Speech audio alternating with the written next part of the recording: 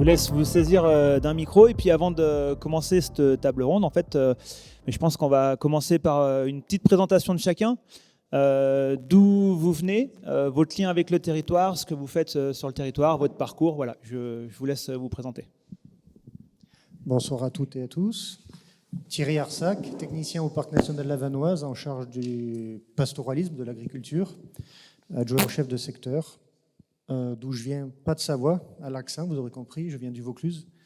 Et ça fait une vingtaine d'années que je vis dans le massif, voilà, et que j'y travaille forcément. Très bien, donc Pierre Pocard, bonsoir à tous. Donc, je suis originaire, né à Pézé-en-Croix.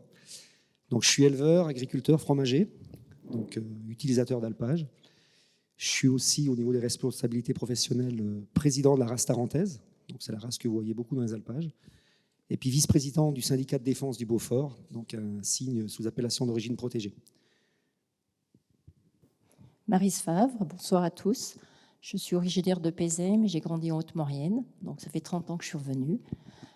Je suis responsable commercial au niveau du domaine skiable Les Arcs Pézé-Valandry et je suis première adjointe à la mairie de Pézé en charge du tourisme. Merci. Bonsoir, pardon. Je m'appelle donc Sylvie Gotteland et j'habite, alors non pas dans la vallée de Pézé, mais juste à côté, là au-dessus, à côté de Montchavin. Et je travaille pour la Fondation FACIM en tant que guide conférencière et également chargée de mission patrimoine et référente pour le territoire de la Tarentaise. Et nous travaillons pas étroitement, mais quand même très, très régulièrement avec Pierre, puisque chaque été, nous proposons donc des visites, des rencontres avec les alpagistes. Moi, c'est Audrey Alluin, donc je travaille à la Société d'économie alpestre de Savoie, c'est le service alpage du département. Donc je suis ingénieure agronome de formation et moi je suis pas originaire de la Savoie, ça fait quelques années que je suis là depuis que je suis sortie d'études. Et donc je suis notamment en charge au sein de la SEA des questions de partage de l'espace multi-usage sur les alpages. Oui, bonsoir. Donc moi c'est Norbert Sylvain, je suis originaire de Pézé, j'habite à Landry. Et je travaille sur les arcs Pézé-Valandry puisque je suis président du bureau des guides des arcs Pézé-Valandry. Et l'hiver, je suis à l'école de ski de Pézé. Et donc, on utilise les alpages effectivement aussi bien l'hiver que l'été pour notre travail. Voilà. Alors, une question simple pour débuter. Aujourd'hui, quelle est la situation ? Qu'est-ce qu'on observe dans nos montagnes et dans nos alpages en termes de conflits d'usage, que ce soit ce que vous constatez à titre personnel ou à titre professionnel? Alors, mon constat, qui est que sur une vingtaine d'années, un public touristique qui est primo-accédant à la montagne, donc qui ne connaît pas grand-chose, ou en tout cas ce qu'on a bien voulu lui vendre dans la ville où il habite en général. Donc ça, c'est la deuxième caractéristique. Non seulement il est primo-accédant, donc il découvre, mais en plus il arrive d'un milieu urbain où les réalités sociales de comment je vis avec l'autre ne sont pas du tout les mêmes en campagne qu'en ville. On le comprendra, quoi. Ça, c'est un premier point. Le deuxième point, ce que je constate, c'est un peu le conflit de... Conflit, c'est peut-être un mot un peu fort, conflit, mais en tout cas, une revendication pour ces personnes qui arrivent et qui veulent découvrir. Je suis en vacances. Et globalement, vacances égale liberté. En tout cas, je veux me soustraire de mes contraintes de tous les jours, professionnelles, familiales, sociales. Et pour le coup, quand je suis en vacances, j'aspire à autre chose, de la liberté et carrément que de la liberté. Donc, ce qui serait imposé par les contraintes par les autres, c'est souvent insupportable. On voit, enfin, en tout cas dans ma pratique professionnelle, qu'il y a ça. Des gens qui disent non, moi je supporte plus rien. En tout cas, dès qu'il y a quelque chose qui vient buter, qui vient contrecarrer mon projet touristique, ma balade, qui vient contrecarrer mon besoin de liberté, j'ai du mal à l'accepter et en général, je ne suis pas en position de vouloir le comprendre. Or, dans ma pratique professionnelle, Pierre, tu me démentiras si tu... moi, j'essaye de me positionner en tant que technicien agriculture en compréhension. Explique-moi comment tu travailles, pour le cas de Pierre, mais pour les autres alpages sur lesquels j'interviens. Explique-moi comment tu travailles, explique-moi tes besoins, explique-moi tes contraintes. Et moi, par rapport à un espace protégé comme un parc national, j'essaye de voir où on arrive à se rencontrer en disant ben, ça c'est acceptable par les deux parties, puis on va essayer de trouver un compromis. En tout cas, c'est mon état d'esprit. Mais ça, en vacances, on n'est pas dans cet état d'esprit. On n'est pas dans un état d'esprit professionnel de dire alors toi, c'est quoi ton problème? C'est quoi tes besoins? Non, on n'est pas ça du tout quand on est en vacances. En tout cas, je ne sais pas vous, mais même moi, quand je suis en vacances, je ne suis plus dans cet état d'esprit. Ça, c'est ce que je constate depuis une vingtaine d'années. Et on va le dire tout de suite. Effectivement, l'arrivée du loup sur le massif, premier loup en Savoie dans les années 98, quelque chose près. Donc, des besoins de se protéger de la prédation avec les patous tout de suite. C'est d'autant plus vrai en Maurienne qu'en Tarentaise, je trouve, par le nombre de troupeaux tout simplement et la quantité de moutons à l'hectare. Ça a changé aussi la relation à l'agriculture, je trouve, pour les personnels, pour les personnes qui sont en situation de tourisme, en situation de vacances. Ça, je trouve que ça a modifié énormément. Ça veut dire qu'avant, il y avait des belles vaches. Avant, il y avait des prés où on faisait de la fauche. Même si on n'y connaissait rien d'un pré à la fauche et qu'on gambadait au milieu des fleurs, on était très contents. Et maintenant, il y a des moutons. Ça, c'était joli aussi à l'époque. Par contre, il y a des chiens. Et ça, le chien, et des chiens hauts comme ça aussi, ça, c'est... Tout de suite, c'est une des barrières que je citais tout à l'heure. Le chien vient vers moi et m'aboie dessus. Mais moi, je suis en vacances et j'ai rien demandé à personne. Et je comprends pas. Et aller discuter avec un chien, c'est pas évident. De comprendre pourquoi il crie là, maintenant, tout de suite à moi. Alors que je pense avoir rien fait. Voilà. Je me tais pour laisser la place aux autres. Pierre, qu'est-ce que vous constatez, vous, sur le terrain? Alors moi, je vais parler avec un œil, avec une autre ouverture, puisque je suis éleveur. Donc, je partage pas mal de choses avec Thierry. Et je pense que dans le petit film, il y a quand même quelque chose qui ressortait aussi bien par rapport à l'éleveur qui s'était fait prendre sa soupe. Là. Hein, voilà. Donc, en fait, je pense que c'est un petit peu on dirait que les limites, elles ont disparu. Mais l'agriculture, c'est comme toute autre activité. Enfin, je sais pas, c'est le respect d'un secteur. Après, je pense que moi, j'avais envie de parler un petit peu de l'histoire. Parce que ça va faire bientôt 40 ans que j'ai en montagne. Le ski, il est arrivé dans les vallées dans les années 60, 70. Et le tourisme d'été facilité, j'ai envie de dire, facilité par les remontées mécaniques, c'est les années 90, 95. Donc en fait, le partage de l'alpage, jusque dans les années 90, ma foi, personne n'en parlait. Parce qu'en fait, les gens respectaient ce qui se faisait dans les pratiques agricoles. Mais les gens qui venaient sur les alpages, c'est des gens qui partaient des vallées à pied. Donc c'est quand même complètement différent l'approche. Aujourd'hui, vous pouvez avoir des gens qui savent pas marcher autrement que sur le plat, qui se retrouvent à 3000 mètres d'altitude avec la montée mécanique. Donc c'est quand même complètement différent l'approche. Après, nous, au niveau de notre métier, je pense qu'on n'a pas de problème avec le tourisme. Les touristes, en fait, ils sont plutôt, on échange pas mal avec la FACIM, on fait visiter notre atelier de transformation, on visite le troupeau, on communique beaucoup l'été, l'hiver avec le tourisme. En fait, le tourisme, ce qu'il a besoin, c'est d'être guidé. Et ce qui est surtout important, c'est tous les acteurs. Et à mon avis, où il faut qu'on trouve des consensus, c'est avec les acteurs de la montagne. Parce qu'en fait, il faut imaginer que l'agriculture, elle est là depuis des siècles. Et qu'en fait, c'est certainement le métier où, si on revient avant les années 60, 98% des habitants vivaient de l'agriculture, et maintenant 2% vivent de l'agriculture en direct. C'est aussi, je l'ai entendu dans le film, c'est aussi un métier où en fait, on travaille sur un territoire qui appartient à tout le monde. Parce qu'il n'y a quand même pas beaucoup de personnes, enfin, je veux dire, toute activité, un restaurateur, n'importe qui, travaille dans un lieu bien délimité, chez lui. Voilà. Nous, on travaille sur des terrains privés, d'accord, qui sont nos terrains, nos terres, où on fait nos fenaisons, nos choses comme ça. Et les alpages, bien souvent, ils appartiennent à la communauté, ils appartiennent à la commune. Donc il y a une location et on valorise ces alpages. J'aime pas utiliser le mot d'exploiter parce que c'est plutôt une valorisation. Et là-dessus, en fait, c'est un terrain de jeu. C'est vrai que c'est un terrain de jeu pour tout le monde et c'est une évolution. Donc l'évolution, ma foi, aujourd'hui, on s'oriente sur du tourisme, même 4 saisons, carrément, même pas que l'été. Donc c'est plus, je pense que c'est plus dans un travail en amont de l'arrivée du tourisme. C'est-à-dire que quand les gens arrivent, il faut déjà qu'on ait préparé la saison, il faut qu'entre nous, on ait discuté des projets, des idées nouvelles qui peuvent éclore au niveau des professionnels de la montagne, parce que il faut aussi, tu l'as dit tout à l'heure, il faut se vendre dans les villes, il faut se vendre avec les offices de tourisme, il faut faire venir de la clientèle. On vit tous, nous, l'agriculture, on vend nos produits aussi au tourisme, donc on a tous besoin de ça.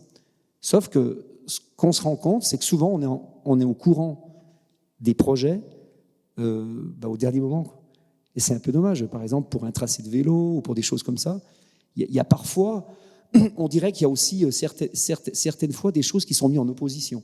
Par exemple, on dit si là, il y a un chemin de vélo, il n'y a plus de vaches. Il n'y a plus de moutons. Pourquoi il n'y a plus de vaches? Parce qu'il y a un chemin de vélo. Enfin, je veux dire, s'il y a un chemin de vélo, que les gens, on veut leur faire quelque chose d'un petit peu sportif, un petit peu technique, c'est pas la balade du dimanche en vélo. Donc je veux dire, si pendant quelques jours dans l'été, il y a quelques animaux sur le chemin et quelques bouses, c'est un exemple. Ça ne va pas traumatiser le cycliste. Enfin, je veux dire, il peut aussi le faire. Par contre, quand on dit plus de vaches, plus de moutons, qu'est-ce qui se passe? J'ai l'exemple plutôt sur des secteurs qui sont à mi-chemin entre l'alpage et les... C'est pas des prairies de fauche, c'est vraiment des prairies de pâturage. C'est la friche. Donc en fait, si vous avez plus les animaux qui pâturent, c'est la friche.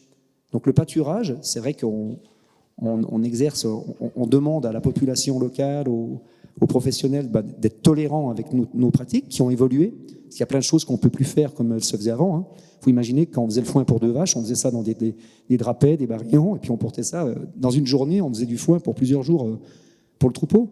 Alors que là, aujourd'hui, pour faire la même chose, il faut être mécanisé, donc c'est un petit peu compliqué. Mais moi, je pense qu'il y a vraiment que des solutions à trouver. Mais par contre, il y aura des limites. Et ce qui est aussi important, c'est que c'est un tout. Là, on parle du tourisme et de la gestion des alpages, mais nous, ce qui nous fait peur pour la profession, d'ailleurs, au niveau du syndicat, on a pris un peu les devants au niveau du syndicat de défense du Beaufort par rapport au territoire de Fauche, par rapport à ces secteurs-là. Mais en fait, on voit qu'il y a les limites, on dirait qu'il n'y en a pas, quoi. Ouais. Enfin, je veux dire, ce qui est impressionnant, c'est qu'il y a des secteurs, comme le parc de la Vanoise, par exemple, où à la limite, on va aller jusqu'à en faire une... Je vais tirer le trait, je vais forcer le trait. On va en faire une réserve d'Indiens. Et puis par contre, il y a des secteurs où on va bétonner jusqu'au sommet des forêts. Et là, en fait, c'est quand même ça, cette question-là, elle va au-delà du tourisme et elle est hyper importante. Parce qu'en fait, je me répète, mais le monde agricole, il travaille avec du terrain qui est à tout le monde. Donc, bien sûr qu'il a son mot à dire, mais on pèse quoi aujourd'hui? Aujourd'hui, en fait, on pèse au niveau population, on pèse très peu. Par contre, au niveau éthique, au niveau travail du sol, au niveau peaufinage du paysage, on pèse énormément. Alors oui, on pourrait, comme on l'a déjà fait, dire que dès qu'il y a un alpage, c'est plus un espace naturel. Parce qu'il y a l'homme qui a mis sa main, qui a œuvré pour que le pâturage soit différent, qui a valorisé cet alpage. La nature, si on la laisse à l'état brut, il n'y a plus que de la friche et des forêts. On sait très bien que le tourisme ne va pas venir voir friche et forêt. Voilà. Mais je pense qu'il y a énormément de solutions. Je vais passer la parole à Maryse, et puis j'espère qu'il y aura des échanges. Alors le rôle de la collectivité, comme Thierry et Pierre viennent de le démontrer, c'est d'essayer d'orchestrer et de faire vivre ensemble. Je ne vais pas utiliser le terme cohabiter parce que je trouve que c'est un peu péjoratif, c'est plus vivre ensemble ces différents publics, à la fois ces visiteurs qui sont de plus en plus nombreux et qui sont de plus en plus novices, comme dit Pierre, qui peuvent accéder à des altitudes, à des itinéraires par le biais des remontées mécaniques et qui n'ont pas forcément les codes d'usage et ils veulent peut-être pas forcément faire mal, mais ils ne connaissent pas, donc ils ne savent pas les conséquences que peuvent avoir Le fait qu'ils traversent une prairie, un pré de fauche, ils s'imaginent même pas que c'est le repas de la vache et que, ma foi, si c'est piétiné, la vache, elle va plus brouter, elle va plus manger. Donc, je pense que notre rôle, en amont, comme le dit Pierre, il faut qu'on prépare justement cette nouvelle fréquentation et cette hausse de fréquentation tous ensemble, parce que on en est tous des acteurs et on doit tous pouvoir vivre. On vit ici, mais on en vit aussi, donc c'est nécessaire qu'on travaille tous ensemble et qu'on puisse justement se préparer à la venue de ces visiteurs, mais en amont, comme le dit Pierre, parce que sinon, une fois qu'on est au pied du mur, c'est un peu tard, et c'est là où il y a des conflits, et c'est là où l'on voit, nous, en tant que collectivité, d'un côté, on a les visiteurs qui viennent se plaindre parce qu'il y a des patous, et puis de l'autre côté, on a le berger qui vient aussi nous faire des réclamations en disant, voilà, j'ai des gens qui traversent, qui ouvrent le parc, qui ne referment pas la porte, etc. Donc, la montagne, elle est à tout le monde. C'est quand même, je vais être taquine, c'est comme, j'aurais jamais pensé qu'on puisse se poser cette question. Voilà. Mais elle est à tout le monde, mais chacun doit respecter l'autre. Et puisqu'on est en montagne, quelque part, on peut prendre l'image de la cordée. Une cordée, on part à 3 sur une cordée et on est solidaires les 3 parce que s'il y en a un qui fait un faux pas, il entraîne tout le monde. Donc là, on doit prendre cette image, travailler ensemble, expliquer, parce que je pense que c'est important, expliquer à nos visiteurs l'importance du travail de l'agriculteur, pourquoi il y a un parc de la Vanoise, pourquoi il y a des guides, etc. Chacun, la FACIM joue ce rôle aussi en faisant découvrir notre patrimoine culturel. Et je pense que chacun a sa place, on doit apporter une pierre à l'édifice. Et surtout, je pense que c'est très important, c'est qu'on travaille ensemble. Aujourd'hui, on a un petit peu tendance à travailler chacun de son côté, à mettre des pièces au puzzle, mais on commence par les côtés et au centre, on a perdu les pièces, quoi. Donc je pense qu'aujourd'hui, il faut qu'on se mette autour de la table, mais en amont, pour pouvoir préparer tout ça. Mais qu'on soit quand même aussi un peu vigilant, parce qu'à un moment, oui, la montagne, elle a tout le monde, mais on peut pas non plus être des milliers à venir en visite, quoi. Je crois qu'aujourd'hui, il faut quand même qu'on essaye aussi de proposer peut-être sur d'autres paysages, sur d'autres endroits, pour qu'on soit un petit peu répartis. Voilà. Alors moi, je vais effectivement prendre une autre approche aussi, puisque je ne suis pas agricultrice, mais avec la FACIM, donc depuis maintenant, j'ai oublié combien d'années depuis. Alors Pierre va me dire. Depuis 15 ans, nous avons mis en place un programme. C'est mon directeur, donc voilà, il connaît par cœur toutes les dates. Ça fait donc 15 ans que l'on a mis en place ce partenariat avec la Société d'économie alpestre, le syndicat de défense du Beaufort et un réseau d'agriculteurs qui avaient le souci aussi de rencontrer des visiteurs et d'échanger, de prendre le temps d'échanger avec les visiteurs. Donc ça fait 15 ans qu'on a mis en place ce programme à l'échelle donc de la Maurienne, la Tarentaise, le Beaufortin, Val d'Arly. Et donc moi je m'occupe de la programmation sur la Haute-Tarentaise. Et pour vous donner une petite idée, cet été nous avons programmé là donc entre, on va dire, je vais schématiser, mais entre M et puis Val d'Isère, une quarantaine de visites ou randonnées sur la thématique des alpages et du pastoralisme. Il y a eu 850 personnes qui sont venues assister à ces temps de rencontres et d'échanges. Et clairement, c'est vraiment une attente très très forte.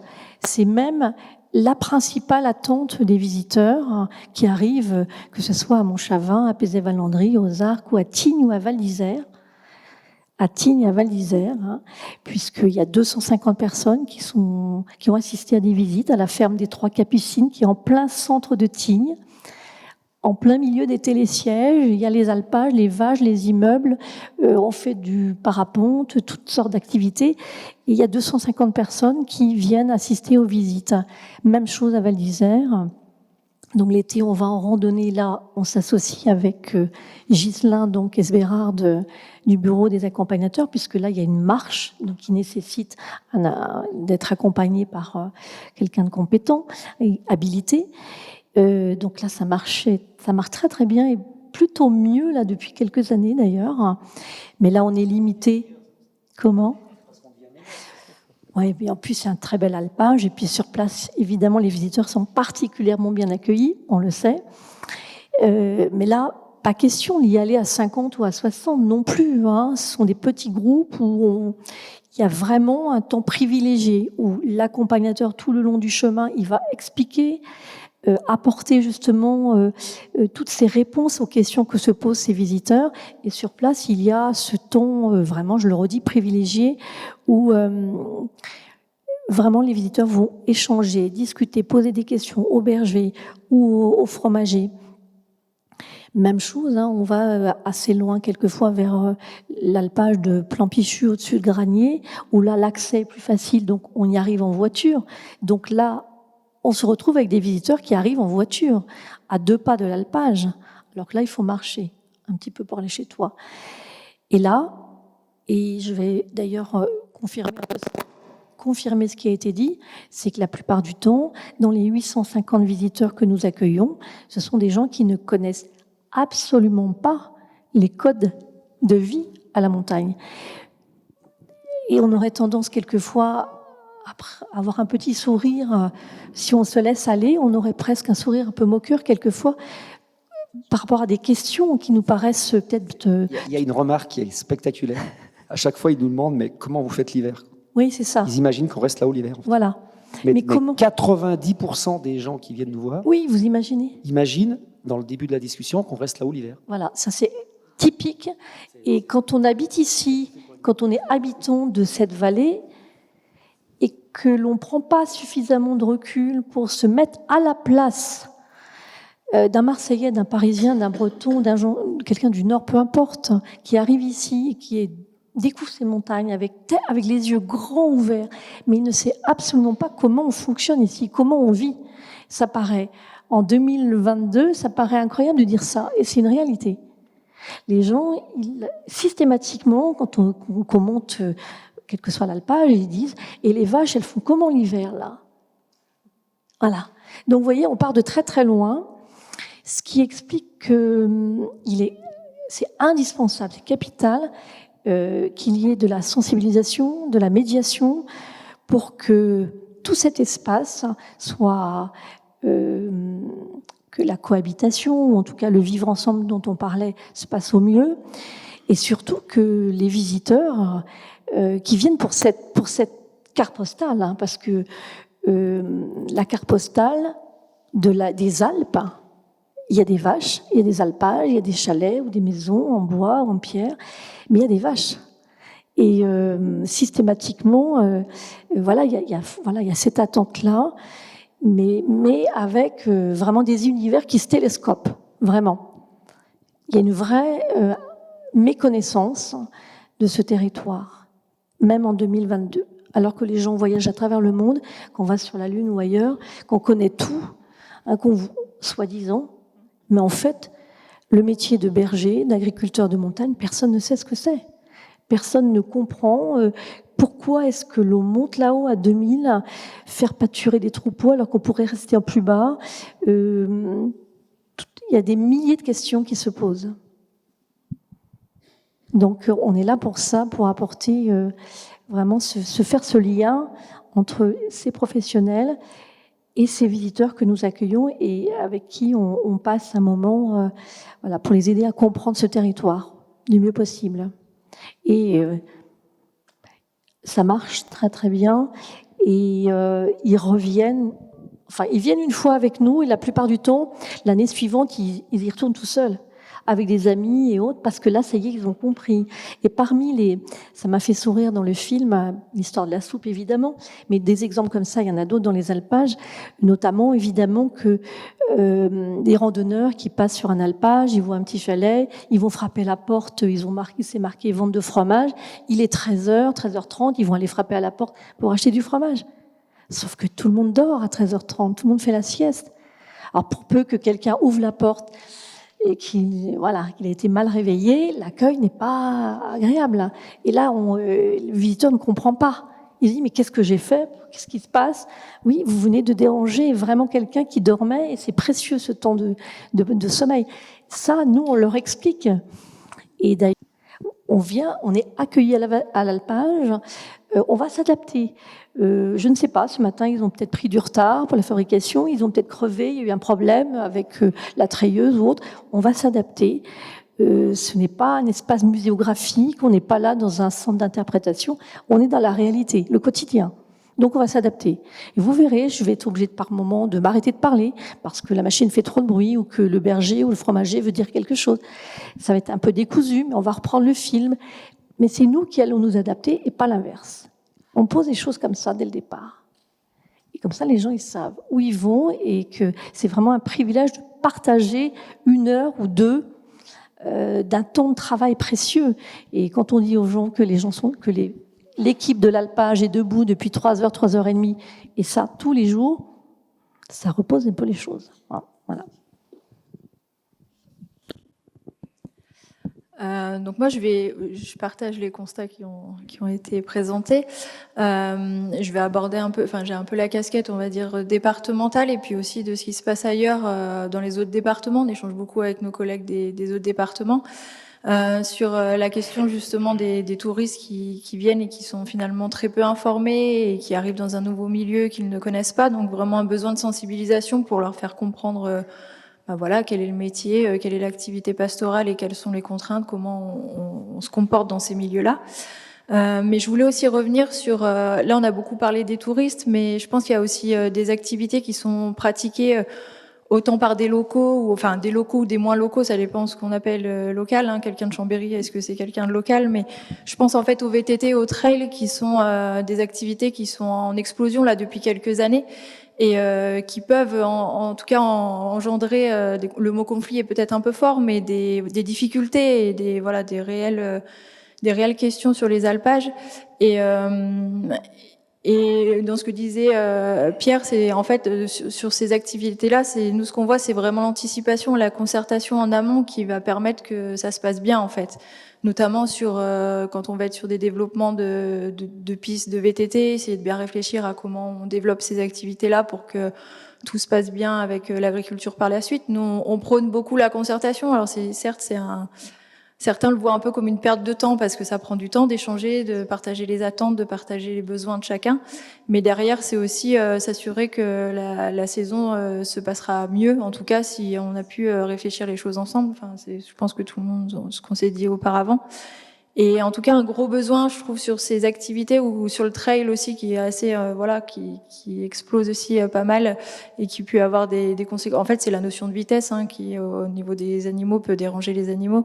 Donc, vraiment un besoin de plus partager avec ces pratiquants pour essayer de comprendre l'activité pastorale. Donc, moi, en tout cas, c'est un enjeu que je trouve assez fort. Et je reviendrai aussi sur la question des chiens de protection. C'est vraiment quelque chose qui est en explosion là. Voilà, il y a plus en plus de chiens de protection sur le département parce qu'on a une prédation par le loup qui est importante. Donc voilà un nombre de chiens pour vous donner une idée. Il y a plus de 500 chiens en Savoie de chiens de protection sur les alpages. Donc il y en a beaucoup et souvent plusieurs par troupeau pour faire face à des meutes de loups.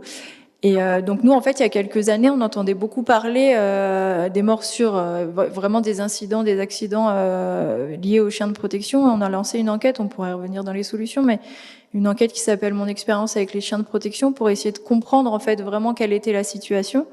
On se disait, est-ce qu'il y a vraiment autant de morsures que ce qu'on entend? Enfin, quelle est la situation, quoi? Donc, on s'est rendu compte que des morsures, il y en avait. On en recense environ, enfin, nous, ce qui remonte, c'est une quinzaine de morsures par an, morsures ou pincements, ce qui est pas négligeable pour les personnes qui se sont fait mordre. Hein. Donc, on essaye de gérer au cas par cas. Mais au fait, ce qu'on s'est surtout rendu compte, c'est que c'était beaucoup de peur. Les gens ont extrêmement peur et ne comprennent pas, en fait, que le comportement normal du chien qui arrive en courant et en aboyant, voilà, c'est un comportement normal, c'est sa façon de protéger le troupeau. Et donc, on s'est vraiment dit à ce moment-là qu'il y avait vraiment besoin de sensibiliser sur ce point-là et aussi de casser ce côté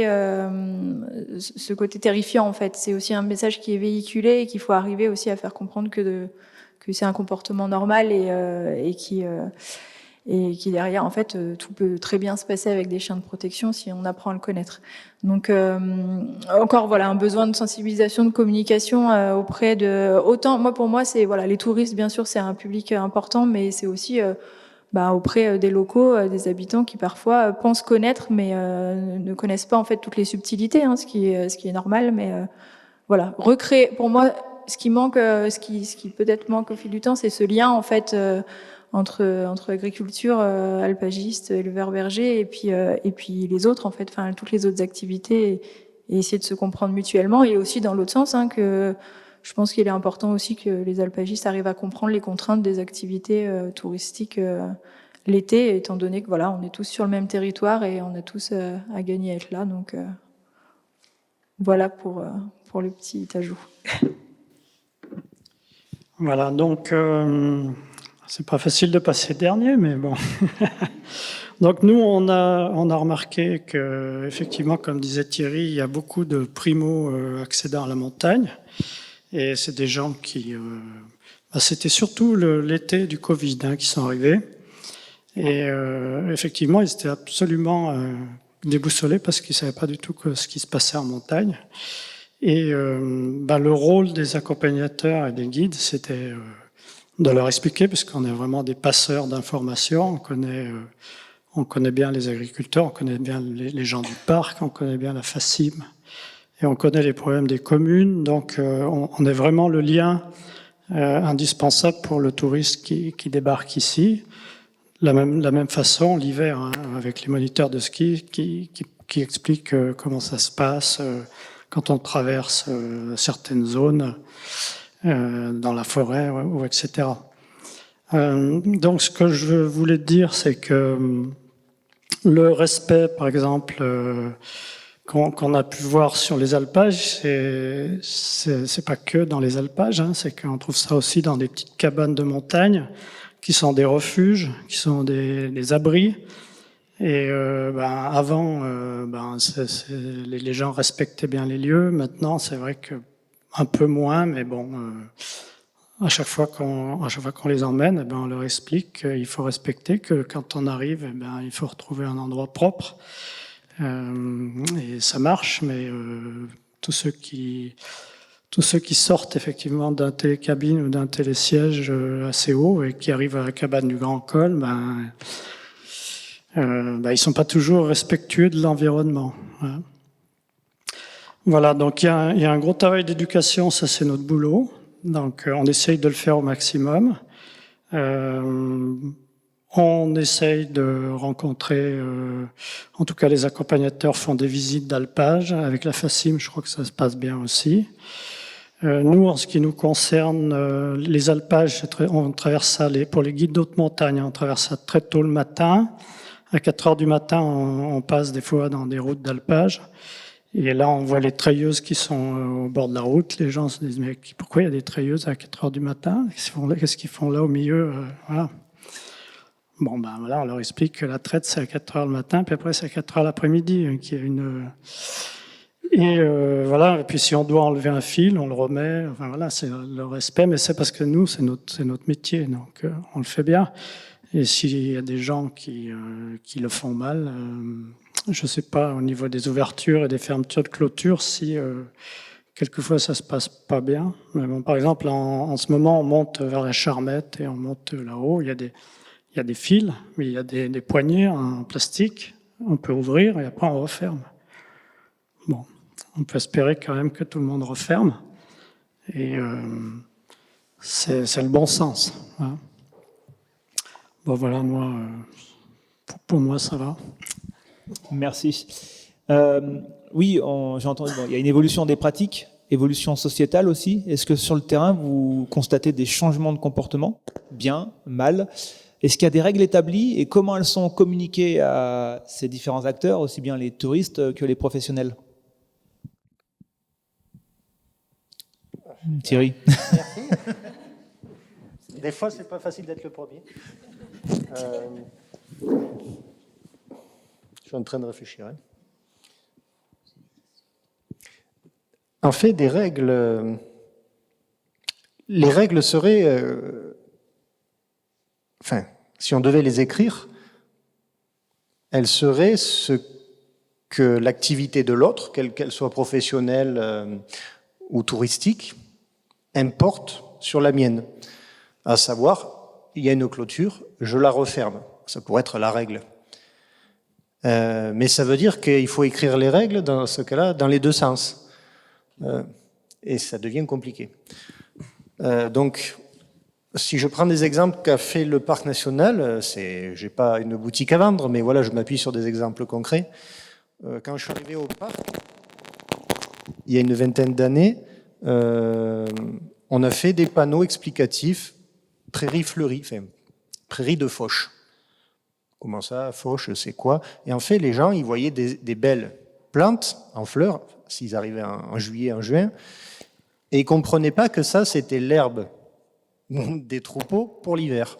Et donc, on n'allait pas les piétiner allègrement parce que on ne piétine pas l'assiette de soupe du voisin.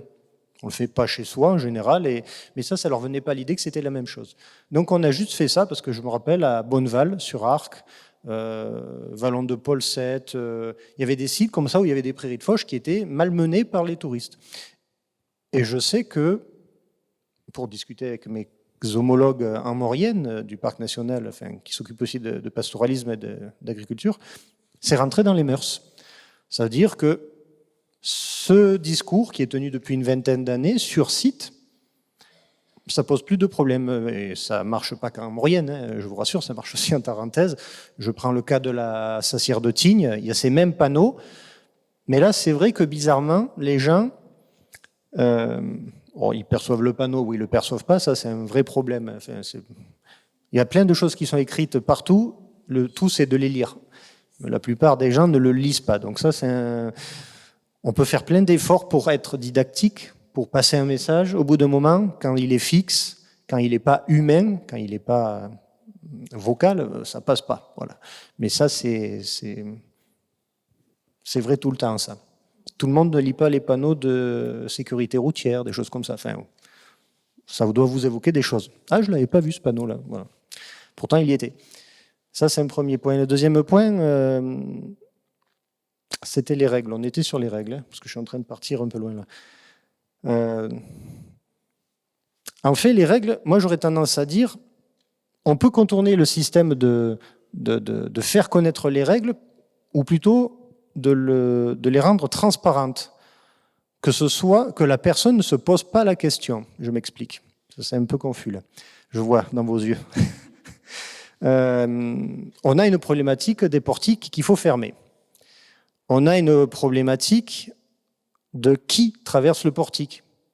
Le portique, cette fermeture, elle est transportée par elle est passée par des piétons avec un certain gabarit, on dirait un sac à dos. Puis des fois, il y a un âne batté qui passe, et c'est pas le même gabarit. Ça veut dire que, et puis quand on tient un âne, ouvrir la clôture, ça va, on est devant l'âne. Mais quand l'âne est passé, il faut revenir derrière, lâcher l'âne, et l'âne, il vous fait approche, à tout à l'heure, je monte au refuge tout seul. Enfin, ça, c'est dans le meilleur des cas, ça. La plupart du temps, il repart. Donc là, par exemple, le parc de la Vanoise, on va tester à grande échelle, sur l'alpage de la Plagne, à Pézénan-Croix, des portillons automatisés qui se referment seuls, avec un gabarit pour les ânes. Mais si ça marche pour les ânes, ça marchera pour les humains aussi. Donc là, c'était mon idée de transparence. Ça veut dire qu'on ne va pas leur expliquer que, attention, le troupeau va sortir si vous ne refermez pas la clôture. On va leur mettre un système, et je veux dire, ils vont voir une porte, c'est une porte, hein, ils vont mettre la main dessus, ils vont la pousser, puis quand ils vont la lâcher, ils vont voir que ça referme. Ils disent, oh, c'est super ça. Et j'espère que ça marchera dans le temps. Mais en tout cas, on va essayer de le tester. Donc ça, c'est aussi la deuxième technique. Au lieu de faire connaître la règle, on la rend transparente. J'aurais un deuxième exemple, c'est ces mêmes franchissements de clôture avec les axes VTT ou les axes routiers, comme disait Norbert tout à l'heure, avec le véhicule du guide qu'il faut monter et descendre.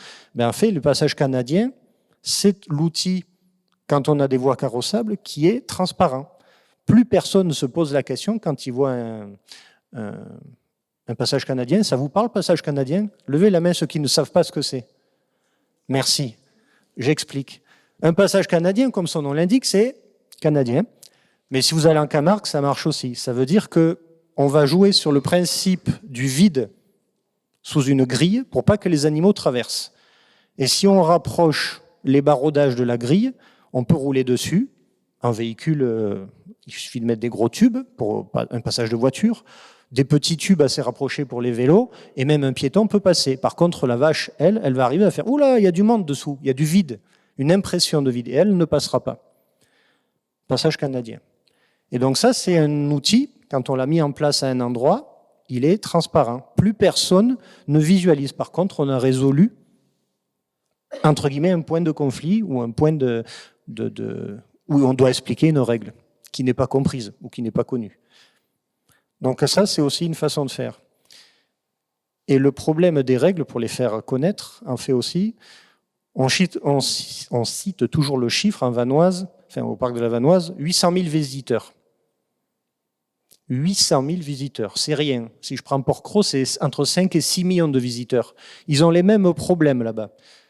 Je vais prendre un cas très précis. Eux, c'est juste que ça crame pas, en fait. Votre cigarette, vous les éteignez, s'il vous plaît. On ne fume pas dans l'île avec des pins maritimes partout. Mais vous ne pouvez pas répéter ce message. Vous ne pouvez pas expliquer ce message 6 millions de fois. C'est impossible. Matériellement, psychologiquement, parce que le premier, on est très sympathique, on explique. Le 10e de la journée, enfin de la demi-heure, parce que comme ça arrive en flot continu avec les navettes, on est un peu moins sympathique. Et le dernier de la journée, s'il a une clope au bec, il avale, en fait. Je fais pof, voilà. Et c'est compréhensible chez tous les professionnels. À force de répéter un discours, on n'en peut plus. C'est humain, quoi. Enfin, au bout d'un moment, le dernier paye pour l'ignorance des 100 000 visiteurs qu'il a eu avant lui, quoi. Donc ça, c'est... En fait, on va arriver sur cet écueil-là, de la répétition, de la règle. Donc c'est pour ça que moi, j'y préfère cette transparence. On va réfléchir, entre guillemets, à votre place. Bougez pas, laissez le cerveau à la maison, il n'y a pas de souci, et ça va bien se passer. Mais c'est très compliqué et c'est pas forcément des solutions techniques qu'on peut trouver tout le temps. Donc, au bout d'un moment, l'intermédiaire humain ne reste que cette solution. Par exemple, en Maurienne, où il y a beaucoup plus de troupeaux, comme je le disais, de moutons avec les patous, on met sur les chemins ce que faisaient les gardes dans le passé, mais là, c'est des gens qui ne sont pas spécialisés, mais qui n'ont que ce message à porter. Un chien de protection, c'est quoi ? On va vous décrire déjà un chien de protection, c'est pas un chien de compagnie. Et puis, donc, ils vont répéter ce message sur les sentiers au public visiteur. Mais ça, c'est 800 000 fois ça, on peut pas. Donc, ça fait partie des solutions. Et à mon avis, effectivement, les solutions, elles ne peuvent être qu'une mosaïque de solutions adaptées au site, adaptées au moment où on le fait, adaptées à la problématique, chien de tourisme, vététiste clôture, j'en passais des meilleurs. Voilà, à ces binômes-là de quel est mon problème et où est mon problème. Voilà. J'ai parlé beaucoup aussi. Est-ce qu'il y en a qui souhaitent rebondir sur les règles et sur les comportements aussi, l'évolution ? Ce qui est important pour les règles, je pense, je l'ai déjà dit tout à l'heure par rapport au public, c'est qu'il y a ce que dit Thierry par rapport au public visiteur. Et moi, je pense que c'est les encadrants. En fait, ce qu'il faut, c'est mettre des règles avec les encadrants. Parce que, moi, je vous dis, j'ai jamais eu de problème avec un tourisme en direct. J'ai jamais eu un touriste qui m'a dit, mais tes vaches, elles m'embêtent au milieu, ton fil m'enquiquine, ou ta treilleuse, ou ton fumier, ou n'importe. Jamais, jamais, jamais, jamais. Moi, je trouve que les gens qui viennent, ils s'intéressent. Et en plus, c'est à double tranchant. Faut pas oublier que nous, c'est aussi important pour les jeunes générations qui rentrent aussi dans ce métier. Enfin, si on remonte aussi il y a 50 ans en arrière, la vie en alpage était quand même pas très gaie. Alors, on peut toujours être un peu passéiste et puis se dire que tout compte fait, c'était mieux avant. Je veux dire, le confort dans les alpages, le contact avec les gens et tout. Je veux dire, seul, c'est bien derrière un rocher, mais pas très très longtemps quand même. Parce que quand on est seul avec des moutons, au bout d'un moment, on se met à bêler comme les moutons, et à la fin de l'été. Donc, on a aussi besoin de voir du monde quand même. Donc, on n'est pas vraiment des sauvages. Donc, ça se passe plutôt très très bien, moi, je trouve, avec le tourisme. Et où il faut vraiment qu'il y ait des règles à établir, alors certainement en amont, une fois de plus, c'est vraiment avec les encadrants, les professionnels du tourisme. Parce que Norbert, il le précise, bien sûr, les guides, par exemple, ça pose aucun problème. Les guides, ils vont dans les rochers, ils vont Sur le sommet des montagnes, ils passent le matin, on n'a jamais eu de problème avec des fils parmis ou quoi que ce soit. Et nous, on n'a même pas de problème avec des fils pas remis. Voilà, nous, les soucis qu'on peut rencontrer, c'est par rapport à ce que disait Maryse. Bah, cet été, on a quand même eu un été assez crucial au niveau de la sécheresse. Donc ça, il n'y a personne qui peut grand-chose.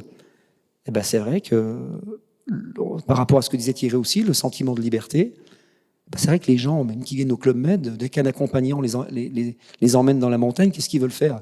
Ils veulent pas suivre la route carrossable.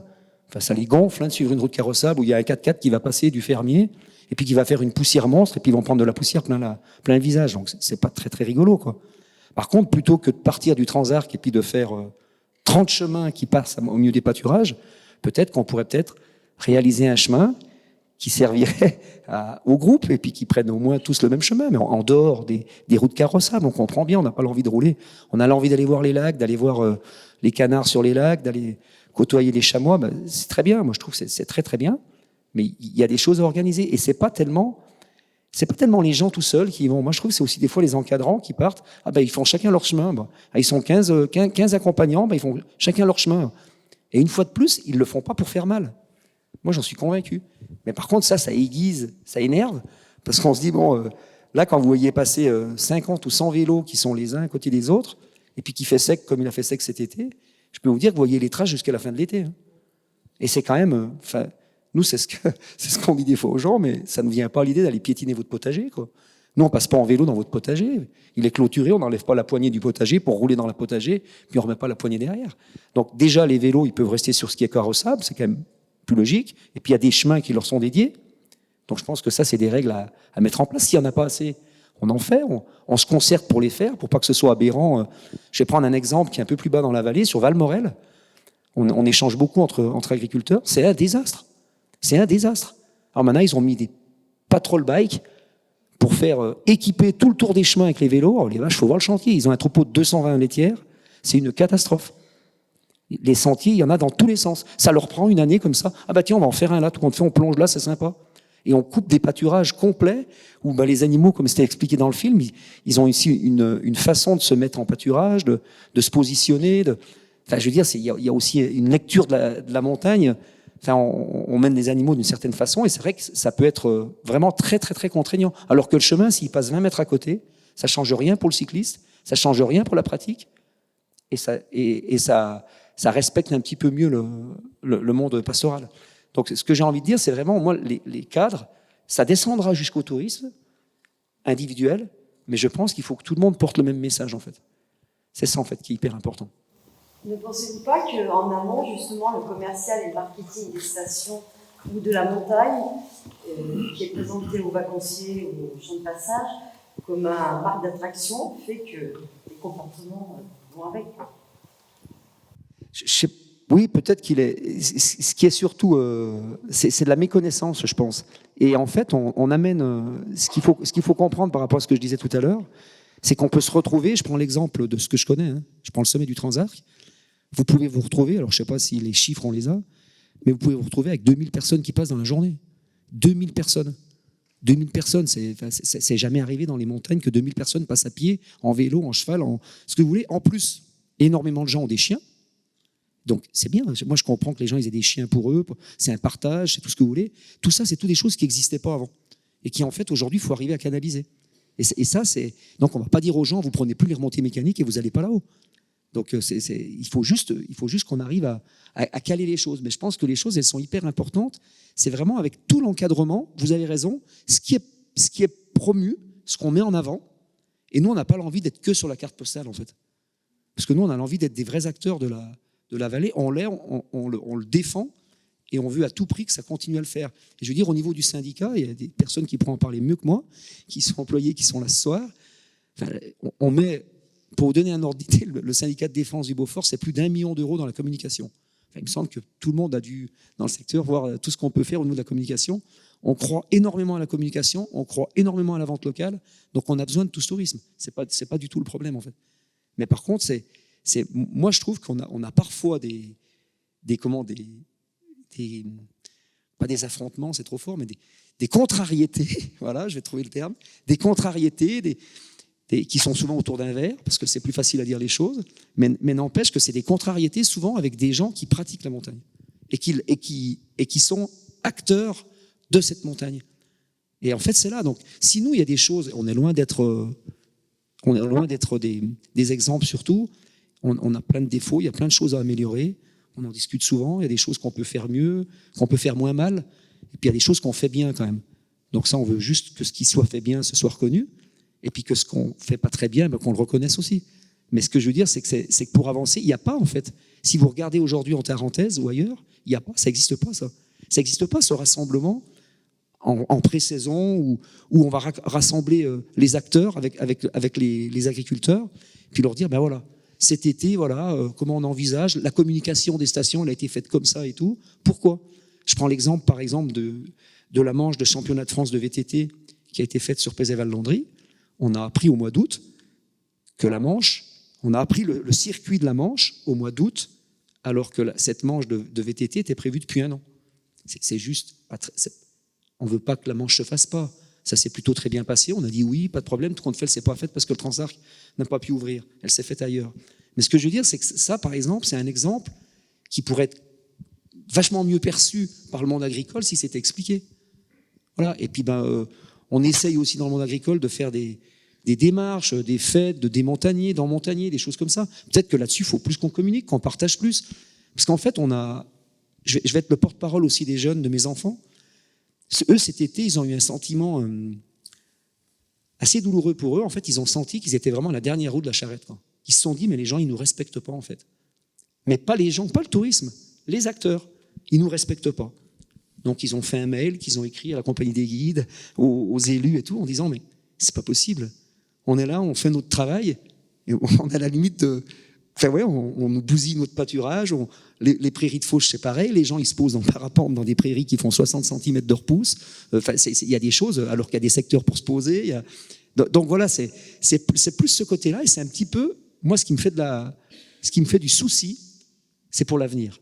Parce que l'avenir, en fait, nous, je veux dire, on a avancé là-dedans, mais les jeunes, je pense que la tolérance, c'est plus compliqué.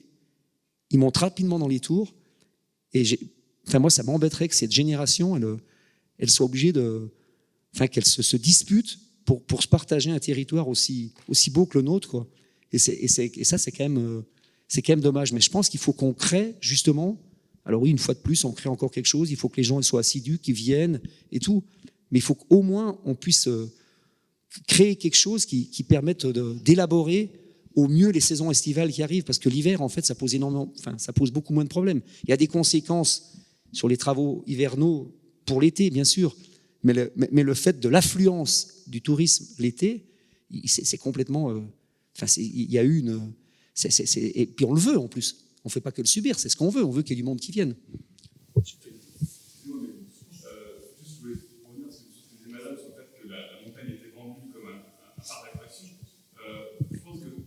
C'est pas nécessairement ce que rendu comme un part d'attraction, c'est que depuis le début de la montagne, on la vend comme un espace de liberté. On la vend comme l'accès absolu à la liberté. Et ensuite, on reproche aux gens d'arriver ici en accédant dans l'argent. Non, mais il n'y a pas de liberté. Une fois que, évidemment, qu'il n'y a pas de liberté. La liberté, elle existe que quand on en connaît ses limites. Mais sauf que, moi, c'est mon métier de communiquer. Donc, je sais que je suis premier motif, mais on passe notre temps à dire ça. On passe fortement à dire. Mais vous êtes dans une vie de contrainte, venez chez nous, vous allez pouvoir enfin vous libérer. Et ensuite, quand ils arrivent ici, ils se rendent compte que maintenant, c'est pas aussi simple que ça, et qu'on est vraiment menti. Ça crée une forme de tension de leur part. La liberté, je pense qu'elle peut être lue sous plusieurs axes. Par exemple, par rapport à ce qui a été dit tout à l'heure, je peux vous dire que tous les gens qui passent voir la fabrication du fromage ou qui font les visites de ferme en hiver, ils repartent hyper heureux, quoi. Moi, j'ai enseigné le ski pendant 20 ans, vous voyez, 15 à 20 ans. Et je voyais arriver des gens tout blancs et qui repartaient tout rouges et tout bronzés. Et je leur disais, mais comment vous faites pour vivre où vous vivez, quoi ? Et pourtant, on a des règles.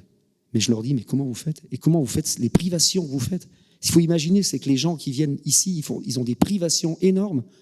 Pas tous, mais une partie de moins en moins, parce qu'on a monté la gamme. Mais il y a des gens qui se font des privations énormes pour pouvoir vivre ce qu'ils ont à vivre ici. Donc nous, on n'a pas de reproche à faire au tourisme qui vient. Enfin, nous, c'est notre cas. C'est vraiment à la façon dont il va être orienté, dont on va faire la promotion de notre territoire. Moi, je pense que c'est là-dessus surtout.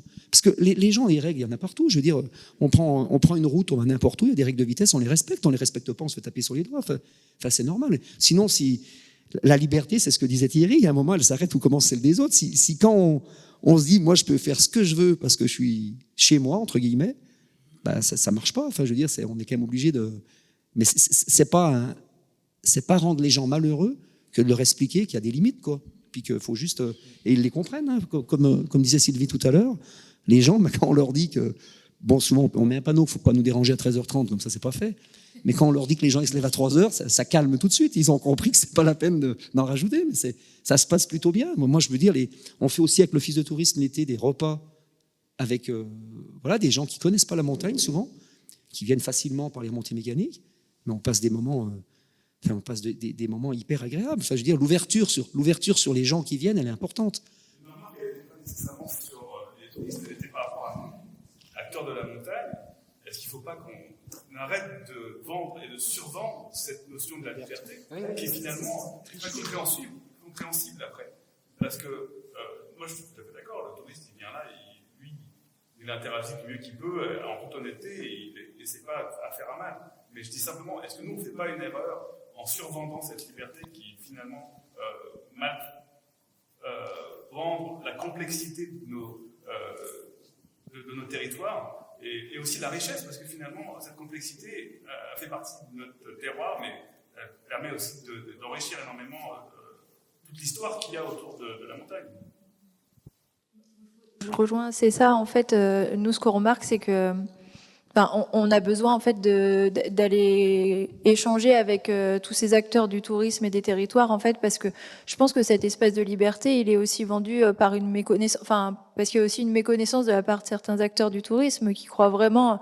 Je pense que c'est pas la volonté de se dire on va dire c'est un espace de liberté et puis on verra bien comment ça se passe. C'est vraiment, je pense, une méconnaissance aussi de la part des prescripteurs, des acteurs du tourisme.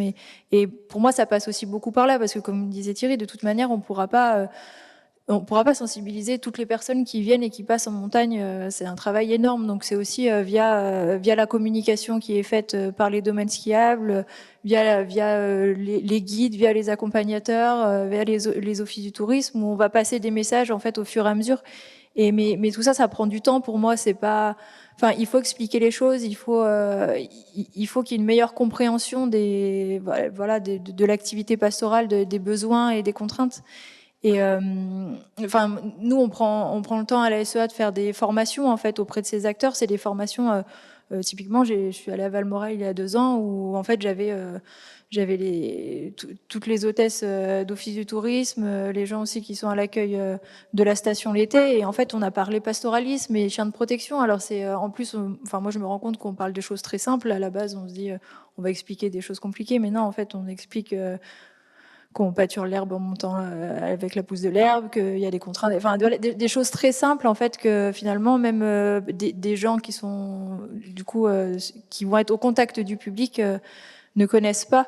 Et en fait, il faut que ces gens-là puissent transmettre les bons messages.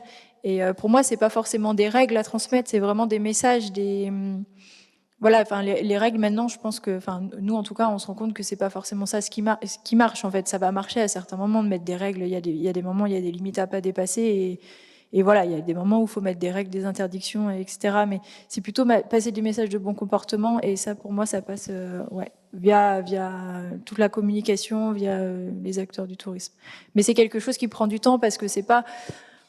On va pas... nous, on tente de le faire. On envoie des mails avec des flyers, avec des documents de sensibilisation. Mais c'est l'humain, en fait. C'est l'explication, c'est le contact aux éleveurs. Nous, quand on fait des formations, on demande toujours à un éleveur d'être là à côté de nous. Donc, c'est des choses qui vont prendre du temps et voilà, qu'il faut développer. Et ça ne va pas se faire en un an, ça se fait sur le long terme. Et voilà, il faut avancer dans ce sens-là pour moi. Ouais, j'aimerais rebondir, moi. Maryse ? C'était simplement pour compléter, et par rapport à ce que disait madame ou monsieur, je ne pense pas qu'on vende du parc d'attraction. Voilà. On vend des paysages plus que de la liberté. Donc c'est sûr que quand vous avez nos campagnes de communication qui vous montrent des paysages grandioses, des montagnes, ça donne un sentiment de liberté.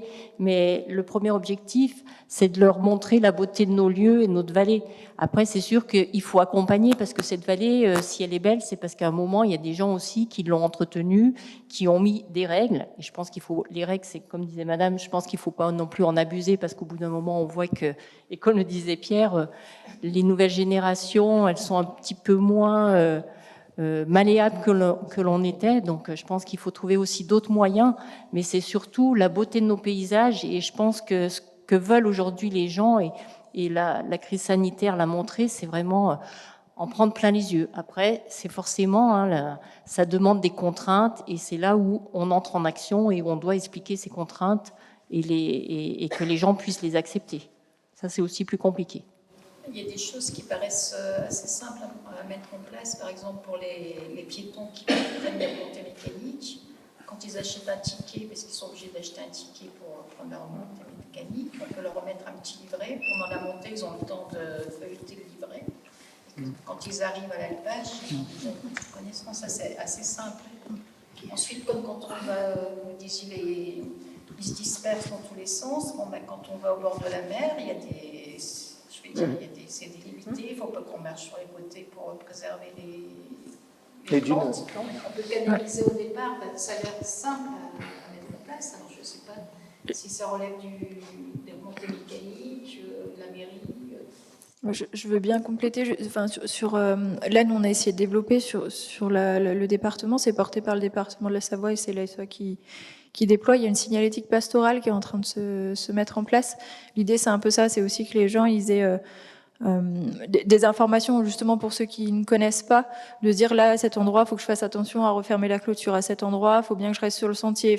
Et en fait, c'est une signalétique avec des pictogrammes qui est utilisée déjà dans les Pyrénées, qui est utilisée dans le sud, qui est utilisée en Isère. Et l'idée aussi, c'est d'un peu avoir un code de la route, même si on dit bien que les règles, c'est pas... Mais avoir un petit code de la route en alpage pour nous guider. Et après, sur tout ce qui est sensibilisation, en fait, là, il y a plein d'outils qui existent. Nous, ce qu'on voit, c'est l'idéal, c'est d'avoir un panel, en fait, pour toucher un maximum du type de public, en fait, autant des locaux, des touristes, des jeunes, des plus anciens. Et typiquement, le clip que vous avez vu au début en fait partie du panel. Voilà. Après, il y a des flyers. Nous, on a beaucoup discuté avec les offices du tourisme. Ils en reviennent un peu parce que c'est du papier, les gens prennent pas forcément le temps de le lire, donc c'est comment on va arriver à toucher les gens et aussi toucher. Nous, notre grande question, c'est toucher les gens qui s'intéressent pas forcément à l'activité pastorale, parce qu'en fait, les gens qui s'y intéressent, les touristes, comme on disait souvent, qui sont curieux, eux, ils vont venir chercher l'information, ils vont passer en office du tourisme, ils vont aller en mairie, ils vont aller parler aux éleveurs. Mais en fait, ces gens-là, je crois qu'en office du tourisme, c'est 10% de la fréquentation qui passe en office du tourisme. Donc l'idée, c'est aussi d'aller toucher les autres. Et toucher les autres, c'est plus compliqué. Ça va être via du maraudage, par exemple, sur le terrain. Ça va être via les réseaux sociaux. Nous, on essaye de travailler sur les réseaux sociaux, comme le fait le syndicat de défense aussi. Enfin, c'est d'aller toucher les gens, en fait, qui d'eux-mêmes viendront pas chercher l'information. Et ça, c'est plus difficile, en tout cas. Ça demande plus d'efforts. Mais Ah ben pardon. Vous ajoutez un problème qui se passe dans certains alpages, c'est pas vraiment les touristes qui marchent à pied qui posent problème. Mais c'est surtout, il faut reconnaître que depuis qu'il y a les machines à terre, il y a plein de bretelles pour accéder au pâturage. Et partout dans ces bretelles, qu'est-ce qu'on trouve l'été? C'est les 4x4 qui vont jusqu'au bout. Même s'ils avaient honte, tout ça, c'est pas un problème. Ils passent la nuit là, ils mettent des tentes et on se retrouve parfois avec 10, 20 ans dans l'herbe. Parfois, il y a une main au milieu avec un peu d'eau. Il n'y a pas beaucoup d'eau cet été. Tu as moyen de traverser dans tous les sens avec un 4x4. Et ça, c'est un réel problème. Plus que ceux qui marchent à pied. Oui, parce qu'en plus, c'est sur des secteurs où il n'y a pas de remontée mécanique. Partout. Donc, il y a moins d'affluence à pied. Par contre, en voiture, ça va être mieux. Nous, on a eu des discussions avec des communes où il y a eu des situations comme ça, et c'est typiquement dans des situations comme ça où parfois c'est l'interdiction qui fonctionne. Enfin, la barrière, ou alors avoir un garde champêtre qui. Mais voilà, il y a des situations où on en arrive là.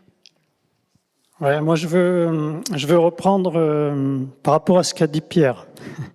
C'était quand même pas inintéressant, c'était surtout surprenant d'entendre dire que c'est pas le touriste qui finalement sème le bazar dans les alpages, mais c'est les encadrants. Alors que moi, quelques minutes avant, je vous dis, bah, les encadrants, ils sont là pour faire les passeurs de l'information. Alors, donc là, quand même, c'est quand même pas une situation très drôle pour moi. Mais je crois que, particulièrement donc à l'alpage de Pierre, donc en bas du Transarc, et à Valmorel, on sait pourquoi il y a beaucoup de monde qui se promène dans les alpages. Et il y a des 50, 100 accompagnateurs. Et tant qu'il y avait 5 ou 6 accompagnateurs, c'était des gens du pays. Et effectivement, ils connaissent parfaitement le fonctionnement de tout. Et puis, bon, il y a quelques grosses structures, je ne vais pas les nommer, mais tout le monde sait, qui, d'un seul coup, ont besoin de 50 ou 60 accompagnateurs. Et du coup, ils arrivent un peu de partout. Alors, normalement, ils sont bien formés, ils savent faire leur métier. Les accompagnateurs, c'est vraiment surprenant. Les moniteurs de VTT, bon, c'est un peu plus compréhensible. Ils sont un petit peu moins, peut-être un peu moins soucieux de l'environnement, de la biodiversité, tout ça, que l'accompagnateur, c'est quand même son vrai métier. Alors, pour ce qui concerne l'alpage de Pierre, je pense que c'est pas compliqué. À Valmorel, c'est pareil. On sait à qui il faut s'adresser. En début de saison, pour faire un point, ben moi je le ferais, et ça serait bien si on faisait une réunion avec un alpagiste. Et à ce moment-là, on met les choses au point. Alors pour le VTT, il faut faire pareil, mais il faut trouver une solution pour faire de la communication avant la saison, aux responsables. Et je pense que ça va être vite réglé. Hein. Alors justement, voilà, c'est tout, c'est bien. Finalement, c'est dommage que je l'apprenne ici ce soir. Mais je pense que c'est quelque chose qui serait réglé en 2 temps et 3 mouvements. Comment parle bien Norbert, qui dit coexistence, dit communication. Est-ce qu'il existe aujourd'hui, entre vous tous les acteurs, des moments dans l'année où vous vous rencontrez, où vous abordez tous les sujets, ou est-ce que c'est entre certains acteurs seulement? Quelle est la situation aujourd'hui? Vincent, il a envie de dire oui, donc il va prendre la parole. Je suis Vincent Delivio, je suis adjoint à l'agriculture à Bourg-Saint-Maurice. La SEA, vous n'en avez pas parlé, organise une réunion de pré-saison.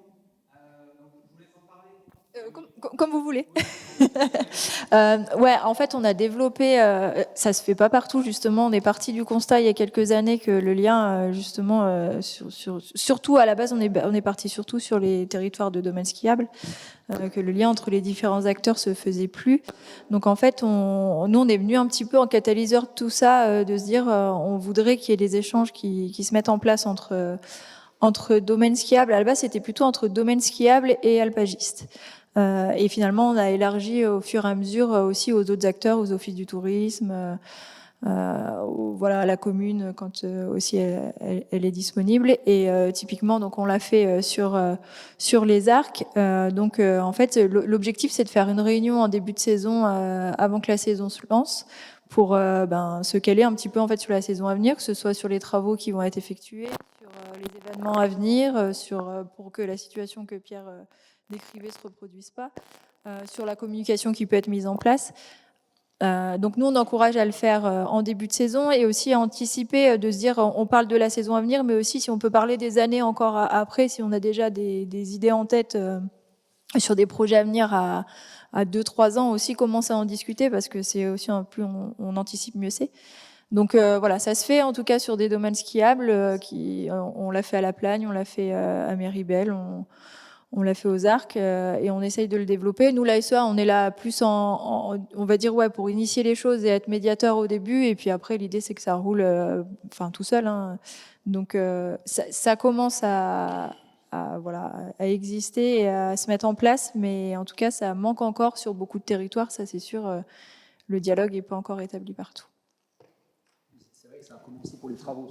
Voilà, au début c'était plutôt sur le côté travaux domaine skiable et en fait on s'est rendu compte que les sujets en fait ils tournaient aussi beaucoup sur les questions sur l'été, donc il a fallu aussi penser à ces points-là. Mais je reviens à l'idée de monsieur, enfin l'idée, le constat. En fait, effectivement, l'alpage, il y en a, je dirais, plusieurs catégories. Il y a ceux qui sont en domaine skiable, et ça fait très longtemps que ces alpages-là supportent les travaux, la fréquentation. Je veux dire, j'ai eu participé à des commissions agriculture à Tignes où je sais que les alpages en domaine skiable, ils subissent et le VTT et le 4x4, et j'en passais des meilleurs. À côté chez Pierre, c'est un désert, quoi, quasiment. Un désert de tourisme, je pense, quand on regarde. Et c'est vrai que ces réunions de début de saison sont souvent tournées sur l'aménagement et non pas sur les flux.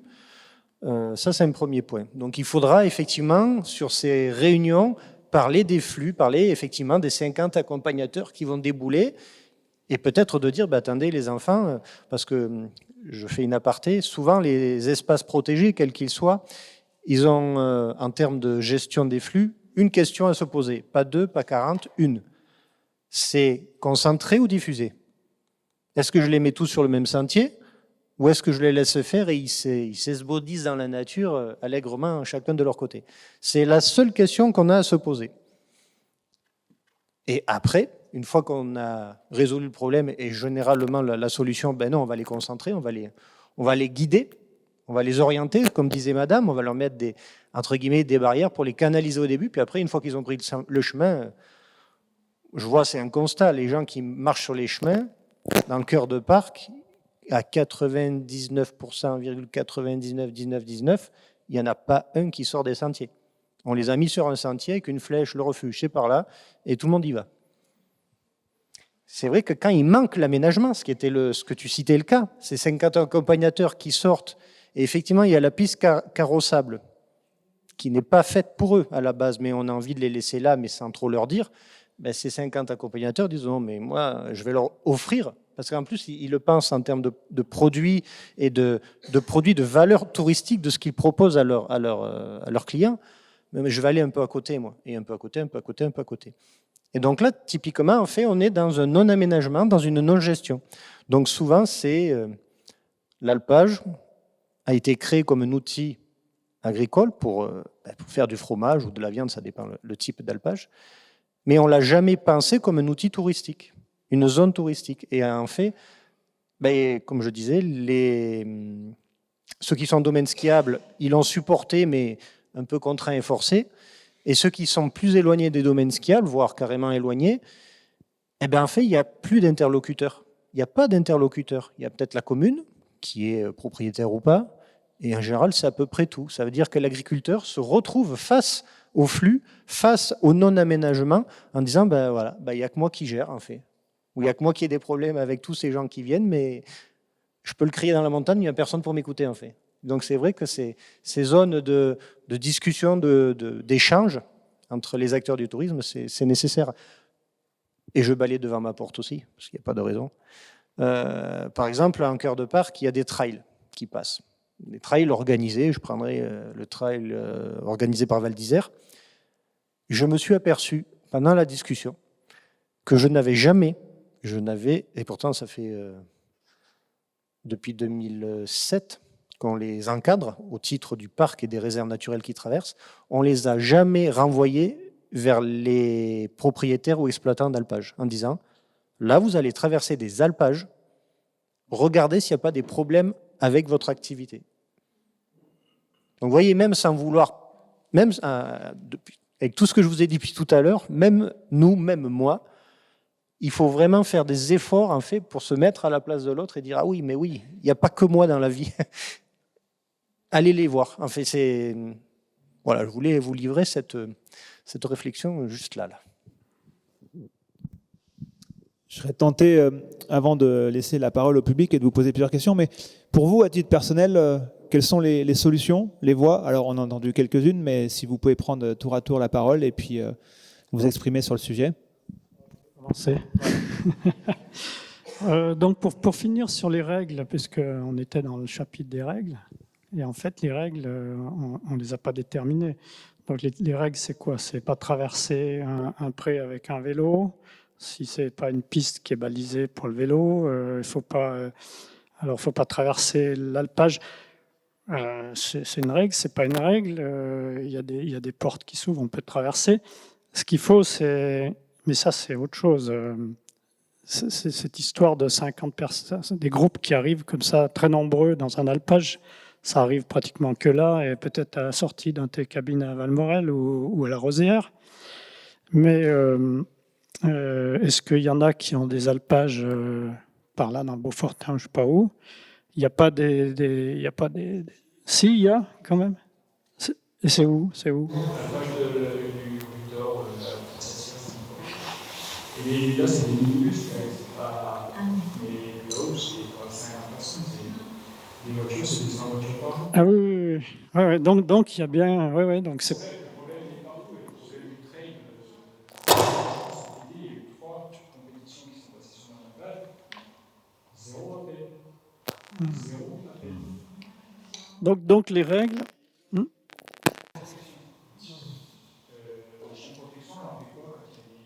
Parce qu'il y a eu une course, c'était, je ne sais pas quoi, une espèce de triathlon, il passait en vélo en plein milieu de la nuit, il était monté à la côté du parc, je ne sais pas pourquoi. Juste, on nous dit, on décale le troupeau. On est par contre en danger de foin. On est des brebis, quand même. Je ne sais pas, le problème, il est là, c'est que la communication, on parle de communication depuis 20 ans, il n'y en a pas. Donc les règles, elles sont. Les règles sont bien installées, mais déjà que la communication interne, ça c'est déjà bien. C'est plus des règles entre.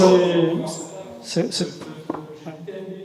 la PDS, par la PDS, la PDS de la France qui passe chez moi. Je le sais parce que je m'y intéresse, parce que je sais de renseigner sur le parcours. Je connais les gardiens de refuge, ils passent par le refuge, donc il me dit. Donc cette nuit-là, je décale le troupeau, s'il passe des fois pendant 2-3 nuits, je décale le troupeau, tu le sais. Mais si on ne vient pas le dire, si je ne m'intéresse pas à ça, le chien du coup il est là. Et du coup, la réponse, c'est quoi? Il nous prend chier avec leur chien. Sauf que si on ne sait pas, on ne va pas, il y a un moment, on ne peut pas tout faire, tout savoir et tout inventer. Ouais, donc c'est des règles qui s'appliquent plus aussi aux organisateurs. Là il s'agit d'organisateurs de compétition. Office de. La mairie est au courant, la mairie, elle prend ses autorisations de passer à la page, qui nous la page, c'est un tel, il va la peine. Ça demande, je pense, 2 minutes. Et il faut juste prendre le temps de le faire. Parce que nous, après, derrière, pendant l'été, on a autre chose à penser que savoir s'il y en a un qui court ou pas. Il y a déjà assez de trailers qui passent la nuit avec un avantage en plein milieu de tout le temps. Donc quand c'est quelque chose d'organisé, ça aberrant que les communes n'ont pas le temps de savoir. Donc aujourd'hui, on est plutôt sur de la communication, optimiser la communication, que tous les acteurs se parlent et organiser ces temps d'échange. Et pour moi, c'est même plus que de la communication, c'est de la concertation. En fait, on a souvent, nous, ce qu'on voyait sur les domaines skiables, c'est que c'était souvent de l'information un peu descendante. En gros, cet été, on va faire tels travaux, organisez-vous pour que ça se passe bien. Mais non, en fait, c'est pas suffisant. C'est pas suffisant. C'est vraiment la concertation en amont. Enfin, et de se dire, en fait, les ajustements, ils sont toujours possibles. Et je pense que chacun a sa place et peut trouver. Enfin voilà, les activités, elles peuvent coïncider, comme disait Sébastien. Enfin, mais en fait, en amont, faut concerter, quoi. Surtout que les espaces sont immenses, quoi. Donc ce qui a été précisé là, c'est le cas. S'il y a un événement qui doit être réalisé, ben on se décale, on fait autrement, on trouve des solutions. C'est pas. Mais c'est surtout qu'il faut que c'est accepter que le pastoralisme, en fait, il fait partie du paysage, il est là, mais sauf qu'il est en mouvance et qu'il a aussi des besoins, quoi, des besoins et une réalité. Par exemple, par rapport à ce que disait Jean-Louis, quand vous avez des routes qui ont été faites pour les treilleuses, bon, ben, on ne va pas mettre des blocs sur toutes les routes pour que plus personne puisse aller jusqu'à l'emplacement de la treilleuse. Enfin, je veux dire, il y a aussi une partie, une fois de plus, de liberté. Enfin, je veux dire, les gens... Nous, par exemple, pour les voitures, ça se passe plutôt bien. La route, au début, elle a été barrée. Bon, elle n'est pas en bon état, donc c'est plus calme. Mais je veux dire, les gens, ils ne montent pas trop avec des petites voitures. Mais vous voyez, nous, par exemple, notre vision des choses, c'est que les habitants locaux, ils ont financé une partie de la route. Il y a des gens qui ont pris de l'âge, qui ne peuvent plus marcher. Ben moi, je trouve que c'est super s'ils peuvent monter à la montagne, mais ils respectent, ils se garent sur le côté. Mais ce n'est pas comme derrière le lac des Fées, là, quand vous allez derrière le Courmet d'Arèche, il y a des bagnoles dans tous les sens. Enfin, c'est aberrant, quoi. Enfin, les gens, comment ils voient la montagne? Là, par contre, il y aura peut-être que la solution de te faire venir avec le petit ticket. Parce que là, il y aura un moment où on ne pourra pas faire autrement, il faut mordre. Hein. Parce que par exemple, sur les arcs, sur 2000 et tout, il n'y a pas tellement de voitures qui circulent. Hein. Parce que déjà, c'est interdit à cause des vélos s'il y a des pépins et tout. Mais quand ils se prennent 250 de pruneaux, ils se calment vite. Ça les calme, les gens, ils ne viennent plus. Donc il y a un moment où on est obligé de mettre des limites. Donc ça, ce sera obligé que ce soit fait de cette façon-là. Parce que sinon, c'est vrai que c'est un accès nos limites, quoi. Mais c'est vrai que les choses, si elles peuvent être faites en amont et si le pastoralisme il peut être pris en compte en tant que tel, parce que je ne vais pas noircir le tableau, mais par rapport à ce que Norbert apprend ce soir, il y a des choses qui se sont faites très bien, mais parce qu'elles ont été obligées d'être faites. Vous prenez par exemple la Plan Pézet. Il y a eu pas mal de travaux cet été. La sortie, donc, sans le nommer, mais donc, où travaillent les 60 personnes, ils sortaient dans les travaux. Donc, posait problème. Nous, on avait un parc où on avait les vaches taries, les génisses, sur le bas des pistes. Tout de suite, on est venu nous voir, parce que là, le parc était là et c'était pas du tout un passage habituel. On est venu nous voir en nous disant comment on pourrait faire, on va pas emmener les gens où il y a tous des travaux, de la poussière, du béton, des trucs. Il faudrait qu'on change notre itinéraire cette année. Ben, ils ont fait un passage, on a mis des poignées, et ils ont fait un passage au cœur du parc, pas de la Vanoise, hein, mais du parc de clôture. Et donc, ils ont même créé un petit sentier dans la piste, et les accompagnants, et ils sont passés là. Donc là, ça s'est super bien passé. Mais parce qu'il y a eu une concertation en amont, parce qu'elle était obligatoire. Donc si on attend que la concertation soit obligatoire pour la faire, c'est dommage, quoi. Mais c'est l'exemple que ça s'est très très bien passé. On n'a jamais eu les animaux dehors, les poignées ont toujours été remises, et ça ne nous a pas gênés en plus. Qu'est-ce que ça peut faire? Et pour les gens, tout compte fait, c'était super sympa. Ils passaient au milieu des arbres, plutôt que de passer au milieu des immeubles en béton, en construction. Donc c'était gagnant-gagnant. Ouais, donc il y a des choses qui se font. Donc c'est juste qu'il faut pas imaginer qu'en fait le moindre petit, demain, je veux dire, il y a un acteur de risque qui dit, moi je vais faire du trottinherbe ou autre chose. Bah, hop, je lance mon activité. De toute façon, l'espace il est immense, donc on peut très bien faire du trottinherbe. Ben oui, mais peut-être que si on fait du trottinherbe, ben, il y a peut-être des secteurs où on peut en faire, des secteurs où on ne peut pas en faire. Et puis, faut peut-être rencontrer quand même les gens qui valorisent ces surfaces, parce que il y a peut-être des contraintes. Donc voilà, je pense que le développement du sport, le développement outdoor, ben, si les gens ils viennent là en été, c'est pas pour les s'enfermer dans des salles polyvalentes, c'est bien pour aller dans la montagne. Donc oui, on n'a rien non plus contre les gens qui marchent pas trop et qui ont la chance de pouvoir prendre des remontées mécaniques pour y aller. Il y a des secteurs faits pour. Mais par contre, voilà, faudra certainement arriver à canaliser. Donc il y a et ce que disait Norbert, certainement des règles qu'il faut établir, et puis surtout un cahier des charges pour que ça devienne transparent. Enfin, que la personne qui arrive là-haut, donc avec la SEA, c'était déjà mis en place, on a commandé des panneaux, un pour le sommet qu'on mettra vers le Transarc, un qu'on mettra sur le bas pour cet alpage, ça peut être fait ailleurs, où on explique aux gens qu'en fait, eh ben voilà, la petite fleur, elle est belle, mais on n'est pas obligé de la piétiner, et puis qu'on peut passer un peu à côté, et puis qu'il y a des endroits sympas, qu'il y a déjà des sentiers qui sont faits en plein secteur naturel. Et je rejoins ce que dit Thierry. Les gens, ils sont posés sur un sentier, ils n'ont pas tous l'envie de sortir du sentier, ils suivent le sentier. C'est quand même sympa quand le sentier est bien tracé et puis qu'il y a une belle vue. Les trailers aussi, ils suivent les sentiers, ils ne courent pas dans les prés. Donc, ça pose... En fait, on arrive à se demander pourquoi il y a tant de problèmes. Il ne devrait pas y en avoir.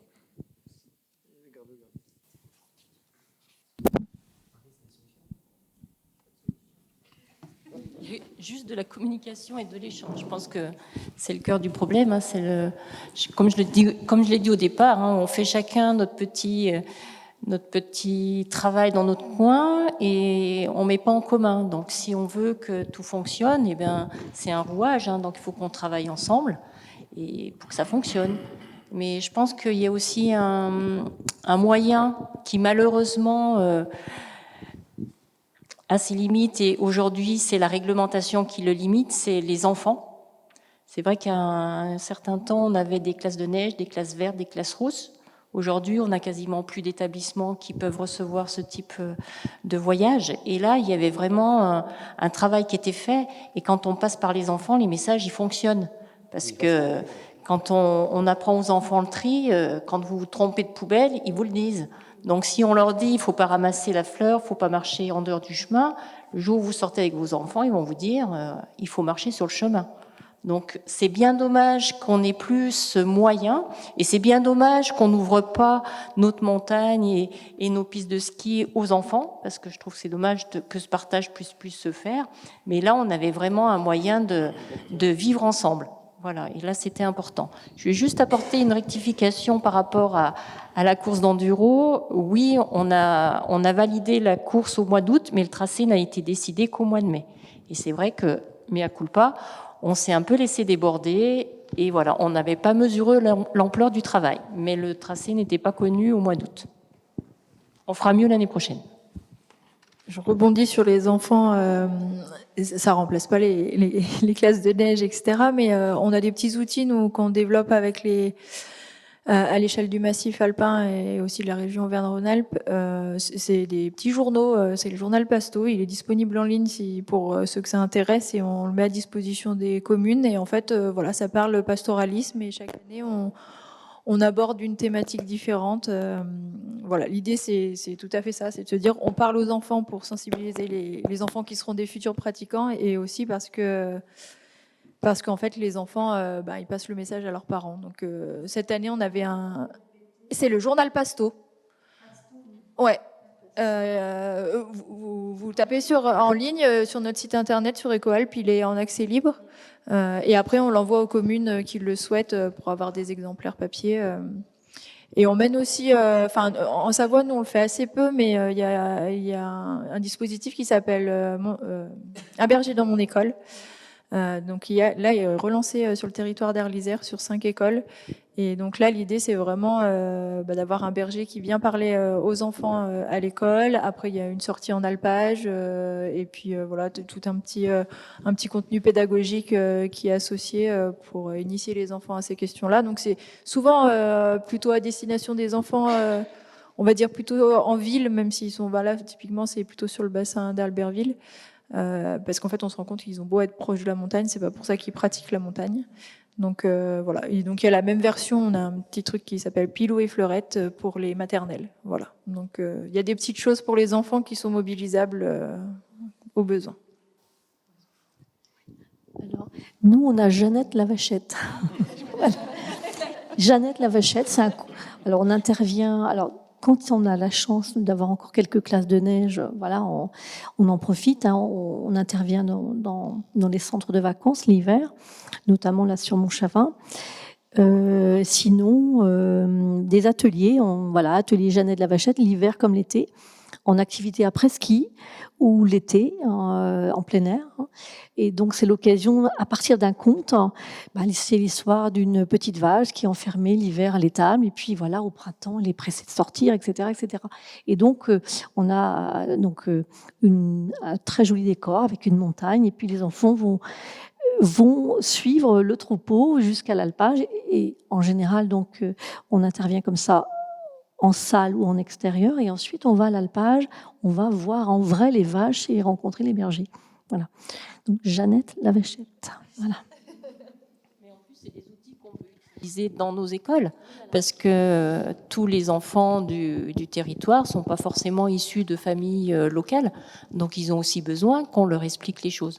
Donc le premier travail, il est à faire chez nous. D'ailleurs, ça me fait penser à une chose, c'est que tout à l'heure on parlait on parle de communication là depuis un petit moment. On voit bien dans les offices de tourisme, dans pratiquement tous les offices de tourisme, nous on est confronté à ça, c'est que le personnel qui est à l'accueil des offices de tourisme n'habite pas forcément à Pézet ou à Tignes ou Val d'Isère, ne connaît pas forcément la région. Donc c'est doublement important qu'il y ait une information, une sensibilisation en avant-saison auprès de toutes ces personnes qui sont en contact direct avec le public, parce qu'ils arrivent pour 3 mois, quelquefois, ils travaillent ici juste 3 mois, 4 mois, ils s'en vont, ils ne connaissent pas la montagne. Ils ne peuvent transmettre finalement que très peu de messages.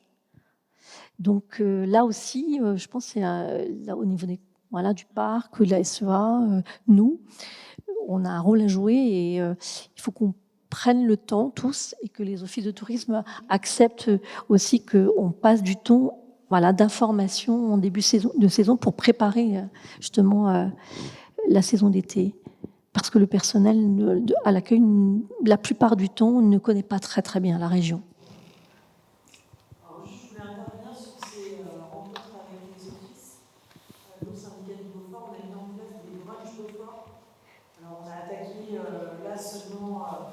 avant l'été. On voudrait refaire 2 fois par an. Donc en faire un par exemple. Tu vas repasser pour le micro. Donc du coup, ouais, en faire un avant la saison hivernale et un avant la saison estivale.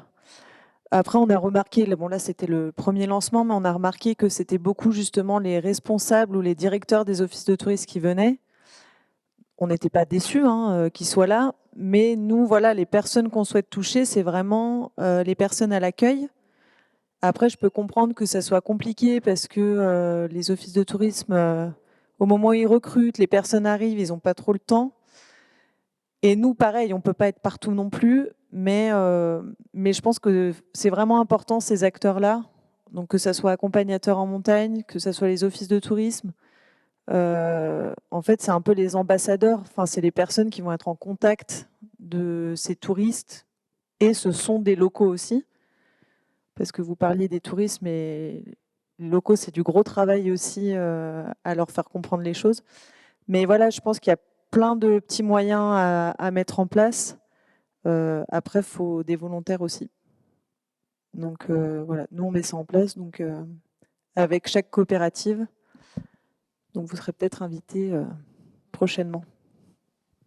Et j'en profite juste pour enchérir, puisque Anaïs a pris la parole, c'est que depuis cette année, le festival a une semaine dédiée aux scolaires. On revient sur ce public des jeunes, mais on accueille 600 élèves du département où on fait découvrir les métiers de la montagne. Et cette année, pour la première fois avec Beaufort, effectivement, on avait alpagistes, cavistes, qui ont fait des ateliers sur le terrain avec ce public qui, que ce soit les jeunes de la vallée ou du territoire plus lointain, entre guillemets, Chambéry, des fois ne connaissent pas la montagne. Et c'est vrai que ça fait partie de notre rôle à tous, acteurs de la montagne, de leur transmettre ces valeurs et de leur transmettre ces informations, parce que petit à petit, avec les écrans, on a une déconnexion de la montagne. Et voilà, c'est un travail collectif à faire. Alors, c'est surtout que ce n'était pas certains enfants, c'était pratiquement tous. Pourtant, enfin, beaucoup. Les classes, selon les classes. Oui, les classes. Il y en a qui venaient du Gine. Donc, c'est pas non plus. Voilà, il y a quand même de la grille. Oui, c'est loin.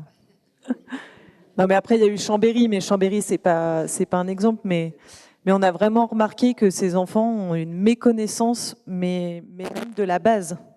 D'où vient le lait. On part de là et c'était des 4e, 5e. Donc, il y a vraiment du gros travail sur les enfants. Alors, des fois, ça fait peur quand on entend certains. Mais il y a vraiment un gros boulot avec les scolaires et je pense qu'il faut continuer à le faire. Après, encore une fois, on ne peut pas être partout. Mais si chacun met un peu à son édifice, je pense que c'est aussi, enfin, nous, on parle de consommateurs, mais c'est aussi les touristes de demain, c'est aussi les locaux de demain, c'est les habitants, les acteurs de la vallée. C'est important qu'il y ait un vivre aussi ensemble, qui n'est pas juste, encore une fois, chacun de son côté, on fait quelque chose, c'est vraiment le vivre ensemble, que ce soit dans la pratique de la montagne ou dans la vie de tous les jours, quoi. Je laisse le micro. Est-ce que vous avez des questions pour nos invités de ce soir, pour nos intervenants, sur la thématique ou des témoignages, ou comme on a dit tout à l'heure, sur des expériences en alpage? Moi, j'ai une petite remarque par rapport à la notion de la montagne est à tout le monde, qu'on a entendu à la fois dans le film, y compris dans les intervenants. Est-ce que cette notion n'est pas à combattre? Parce que la montagne, elle est forcément privée communale, privée particulier. Et de là découle, effectivement, si on la combat, vu qu'on est sur du privé, on n'est pas chez nous, on n'est pas pour en partie limiter cette idée de liberté. Donc, est-ce que le message porte un petit peu la SEA? On est forcément chez des privés. Est-ce que ce message n'est pas justement à porter, y compris nous, acteurs du territoire? Moi, j'irai plus loin. En fait, la montagne, l'alpage, en fait, pour moi, en France et dans le monde, il y a 3 zones où la liberté s'exprime. Il y a la montagne, quelle qu'elle soit, alpagée ou pas. Il y a la forêt et il y a la mer. Et sur ces 3 espaces, la mer un peu en dernier lieu, c'est les endroits où les règles de vie en commun viennent de se créer récemment, je serais tenté de dire. La mer, c'est vraiment... Avant, c'était n'importe où, n'importe quand, et je faisais ce que je voulais sur la mer. C'est vrai que dès qu'on est sur le domaine terrestre, il y a la propriété qui est inscrite depuis... je sais pas, il ne faut jamais dire toujours ni jamais, mais depuis que les Romains ont globalement civilisé, en tout cas envahi ou colonisé l'Europe, voilà, la propriété est arrivée là. Mais c'est vrai, oui, je pense qu'il y a... Alors, c'est pas tant d'être chez des privés que chez être quelqu'un. Peu importe le quelqu'un. Moi, le privé-public, c'est pas un discours sur lequel j'irai, mais être chez quelqu'un. Est-ce que vous feriez ça chez votre voisin? Non. Ben alors pourquoi vous le faites ici? Et parce que vous êtes chez quelqu'un. Avec des... typiquement, c'est les alpages communaux avec quelqu'un qui y vit, en fait. Donc vous êtes chez la commune. Bon, certes, c'est à tout le monde, mais c'est à personne, en fait. Et à quelqu'un qui y vit, qui loue. Il y a un locataire. Et ben voilà, tout simplement. Donc oui, ça pourrait être une partie du discours de dire... Enfin, moi, je sais que quand j'explique la montagne, souvent, les gens nous disent « Oui, mais de toute façon, vous, c'est le parc, c'est l'État. » Non, détrompez-vous. Que nenni, que nenni. 30% du territoire du cœur de parc, c'est des privés, propriétaires, exploitants ou pas, et 70%, c'est des communes. Et puis il y a EDF et un peu les militaires. Et ça, les gens font « Ah bon ?» Et effectivement, c'est ça. Non, vous êtes toujours chez quelqu'un, où que vous soyez. Ça, je vous rejoins complètement. Du coup, nous, c'est un message qu'on porte. Voilà, je rejoins ça. Et par contre, derrière, ce qu'on dit aussi, c'est ce qu'on a mis sur la signalétique pastorale, là, c'est...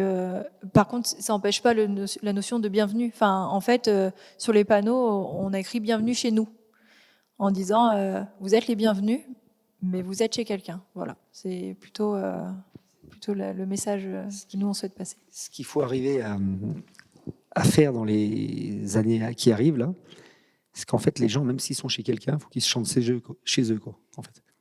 C'est compliqué, mais en fait, ce qui est important, c'est que nous, on a besoin de cette... je pense que le monde agricole a besoin de cette reconnaissance qu'il a, parfois par sa faute, parfois par l'évolution, parfois par tout ce qu'on veut, perdu. Mais je pense que le monde agricole a besoin de la reconnaissance, non seulement des locaux, mais aussi du tourisme. Alors, du tourisme, il l'a, en discutant, on l'a assez rapidement.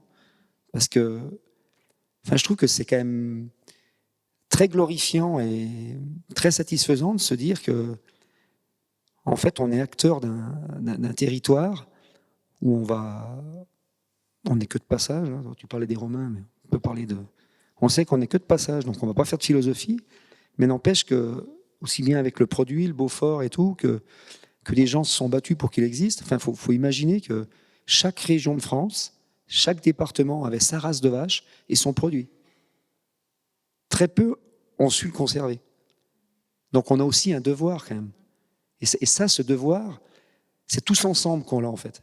C'est pas que les gens qui sont derrière leur moto faucheuse, dans leur tracteur, ou après de traire leur vache, ou derrière leur cuve après de faire du fromage. C'est qu'en fait, on est chez quelqu'un, nous on fait quelque chose, on a une activité économique aujourd'hui, on est passé d'une agriculture vivrière où les gens... Ils étaient en autosuffisance à une activité commerciale. Donc forcément, on est perçu différemment. Parce qu'en fait, on a une activité, on a un compte de résultat, on a des emprunts à rendre, on a des vétérinaires à payer, on a plein de choses à faire. Donc vous voyez, en fait, dans notre activité, on a des salariés aussi. Et ça, maintenant, en fait, on perçoit ça en se disant, le monde agricole, en fait, c'est une entreprise comme une autre. Eh bien non. Le monde agricole, c'est pas une entreprise comme une autre. Déjà, on a la chance, dans nos territoires, d'avoir ce collectif. Quand on parle de la Savoie, c'est assez particulier. Vous pouvez vous balader partout ailleurs, même chez nos voisins au Savoyard, vous verrez que le collectif, le mot coopérative, il n'existe pas quasiment. Donc la coopération, le fait que les gens se soient retroussés les manches pour y arriver, les alpages, une grosse partie, on n'utilise plus ce mot parce qu'en plus on ne peut plus l'appeler comme ça, parce que maintenant il faut être en coopérative ou autrement, c'était des fruits communs. Donc le fruit commun, ça veut bien dire ce que ça veut dire. Les gens, ils mettent ensemble, ils se regroupent pour pouvoir être efficaces, pour pouvoir faire les travaux dans les champs et ainsi de suite. Donc ce monde, il a évolué. Mais demain, si on veut encore que des jeunes continuent ce métier, On fait pas mal de choses au niveau de la filière. On essaye de comprendre aussi vers où on va, comment on peut le faire. Il faut que les gens aient une reconnaissance. Et cette reconnaissance, heureusement, elle est portée par un certain nombre de personnes, mais il faut qu'on arrive à l'amplifier. Parce qu'en fait, ce qui fera l'effet, ce qui fera la force de nos territoires, c'est la reconnaissance de ceux qui y vivent, mais pareil dans l'autre sens. C'est-à-dire que c'est une fierté de pouvoir rencontrer des guides qui vont faire le Mont Pourri, ou qui vont faire des sommets mythiques, ou qui sont allés dans l'Himalaya, ou qui ont fait des choses... Enfin, je trouve que c'est une richesse, et cette richesse, en fait, il faut que les gens ils se l'accaparent. Et pour que les gens qui ne tressent pas les vaches le matin, qui ne font pas du Beaufort, ou qui ne font pas du foin, ou qui ne gardent pas des moutons, des chèvres, ou ce qu'on veut, eh ben, il faut qu'ils se sentent quand même appartenir à cette culture. Et c'est ça qui est compliqué, en fait. Parce qu'aujourd'hui, il y a plein de gens qui délaissent, en fait, je dis leurs origines, mais c'est des fois déjà il y a 2 ou 3 générations. Mais n'empêche que nous, on a cette chance-là, d'avoir des gens qui nous ont transmis ça, d'avoir la fibre, la passion de faire ce métier. Mais sans tous les autres, on n'est rien, en fait. Nous, ça ne fonctionnera jamais. On pourra mettre toutes les règles qu'on veut en place. Si les gens, la règle qu'on a mis en place, ça les fait chier, en parlant poliment, parce qu'ils ne comprennent pas pourquoi on l'a mis, ils diront, ouais, c'est encore ces paysans qui nous font chier, parce que tout compte fait maintenant, il ne faut pas qu'on passe là, parce qu'il y a du pâturage ou je ne sais pas quoi. Alors que si c'est perçu en disant, mais non, en fait, cette action, il faut vraiment la faire, il faut la rendre transparente, parce qu'il faut vraiment vivre ensemble, il faut vraiment que là, pour que ça fonctionne, ben oui, on n'a pas le choix. Il faut qu'on fasse comme ça, parce que maintenant, on est plus nombreux à se promener dans la montagne. Les choses, elles ont changé. Les sommets glaciaires, on voit bien ce qu'ils deviennent. Il faudra bien les mettre ailleurs, les gens. On ne va pas aller faire du glacier. Depuis le 6 juin, le Mont Pourri est fermé. Donc, on ne fait pas du Mont Pourri, alors on fait de l'escalade, on fait autre chose. On fait de la paroi, on fait du VTT, on fait des activités. Mais par contre, le socle qui nous réunit ce soir, qui est le pastoralisme, tout le monde doit se sentir concerné. Et souvent, c'est évasif, et souvent on sent les gens à des lieux alors que ça leur appartient. En fait, je veux dire, nous on n'est que des serviteurs de ce métier. En fait, le paysage demain on sera plus là, nous. Donc je vais te dire une phrase et puis après je laisserai la parole. Mon grand-père m'a dit une fois une phrase qui m'a marqué toute ma vie, parce que moi je suis allé en champ avec lui. Il n'y avait pas ni clôture, ni patou, ni loup, ni rien, parce c'était un autre temps, certainement. N'empêche qu'il m'a dit, on ramassait des pierres parce qu'on avait le temps en champ. On ramasse des pierres, on faisait des petits murets, on piochait, on discutait de la vie. Et il m'a dit, tu sais, c'est pas la peine de ramasser une pierre pour faire une bouchée d'herbe à une vache si tu es le dernier à le faire. Donc en fait, ça veut tout dire. C'est une phrase bien simple, il était assez terre à terre, mon grand-père. En fait, il m'a dit tout simplement, ce que tu fais, si c'est pas pour le transmettre et que d'autres le fassent, fais-le même pas. Laisse tomber. C'est pas la peine de prendre du temps. Donc prendre du temps pour expliquer à des gens qu'il y a des règles, qu'il faut faire autrement parce que oui, voilà, maintenant il faut faire de la place parce que c'est nécessaire pour l'activité, il faut que les gens y vivent. L'activité touristique, elle fait vivre tout le monde, les agriculteurs compris, mais n'empêche qu'il y a des choses que, voilà, si on fait un chemin à cet endroit-là, peut-être qu'il faut qu'on puisse libérer autre chose ailleurs, parce qu'il y a une activité qui perdure dans le temps et dans les siècles. Enfin, je veux dire, aujourd'hui, on ne va pas non plus moraliser sur le climat. On voit bien ce que le climat... Là, on est prêt de faire des plans sur la comète, sur des parce qu'on ne peut pas faire autrement et puis on n'a pas le choix. Donc on les fait en se disant que tout va bien se passer. Mais vous vous rendez bien compte de la température qui se passe même qu'actuellement. Donc vous voyez, il y a quand même des choses un peu bizarres qui arrivent. Donc ce sera certainement bien plus grave, les problèmes climatiques qu'on va rencontrer, que le vélo dans les prés. Qu'on se le dise quand même. Mais n'empêche que dans l'avenir, on n'en a pas parlé ce soir, mais il y en avait sur nos tables, là. L'eau, je pense qu'il va falloir qu'on se penche sérieusement sur le problème. Parce que par exemple, les alpages, on leur dit, les gens tout à l'heure, Sylvie, elle disait, on monte les vaches dans les alpages. Oui, c'est pour pâturer l'herbe qui est en alpage, la valoriser, pour faire du fourrage, en vivre. Mais demain, s'il n'y a plus du tout d'eau dans les alpages, on ne va pas monter des vaches dans les alpages. Ou alors, il faudra faire des retenues collinaires, ou il faudra faire d'autres choses. Donc, il y aura des vraies questions à se poser, qui serviront peut-être pour d'autres choses à d'autres moments, mais n'empêche que ces questions, il faut se les poser autour du pôle du pastoralisme. Et il faut que tout le monde se sente concerné. Ce n'est pas parce que nous, on est acteurs et qu'on vit de ça et qu'on fait comme on peut aujourd'hui avec le nombre qu'on est, mais n'empêche que c'est tout le monde qui doit se sentir concerné. Et il y a trop peu de gens, moi c'est mon avis, il y a beaucoup trop peu de gens qui se sentent pas concernés, mais souvent qui osent même pas se revendiquer en se disant « moi je suis de la montagne, moi ce pastoralisme, il me correspond ou il ne me correspond pas ». Enfin je veux dire, souvent même dans nos pratiques, on pourrait échanger. pourquoi on fait les choses comme ça, pourquoi on... Alors on échange parfois avec des personnes, et puis d'autres, qu'est-ce qu'elles pensent de ce qu'on fait? On n'en sait rien, parce que là, on a donné la parole aux acteurs, mais on peut aussi donner la parole à tout le monde en disant, mais c'est ce qu'on essaye de faire dans la salle, mais qu'est-ce que vous pensez du métier qu'on fait? Et pourquoi vous avez un tracteur de 100 chevaux? Et pourquoi vous faites ci? Pourquoi vous faites là? Mais ça, il y a des justifications à tout, en fait, tout peut s'expliquer. Mais n'empêche qu'il n'y a qu'une chose qui est sûre, c'est que si on veut aller de l'avant, il faudra qu'on fasse force. Alors aujourd'hui, on pèse quand même pas grand-chose sur la planète. On est encore un petit peu sur un nuage parce qu'il se passe des choses beaucoup plus sombres ailleurs.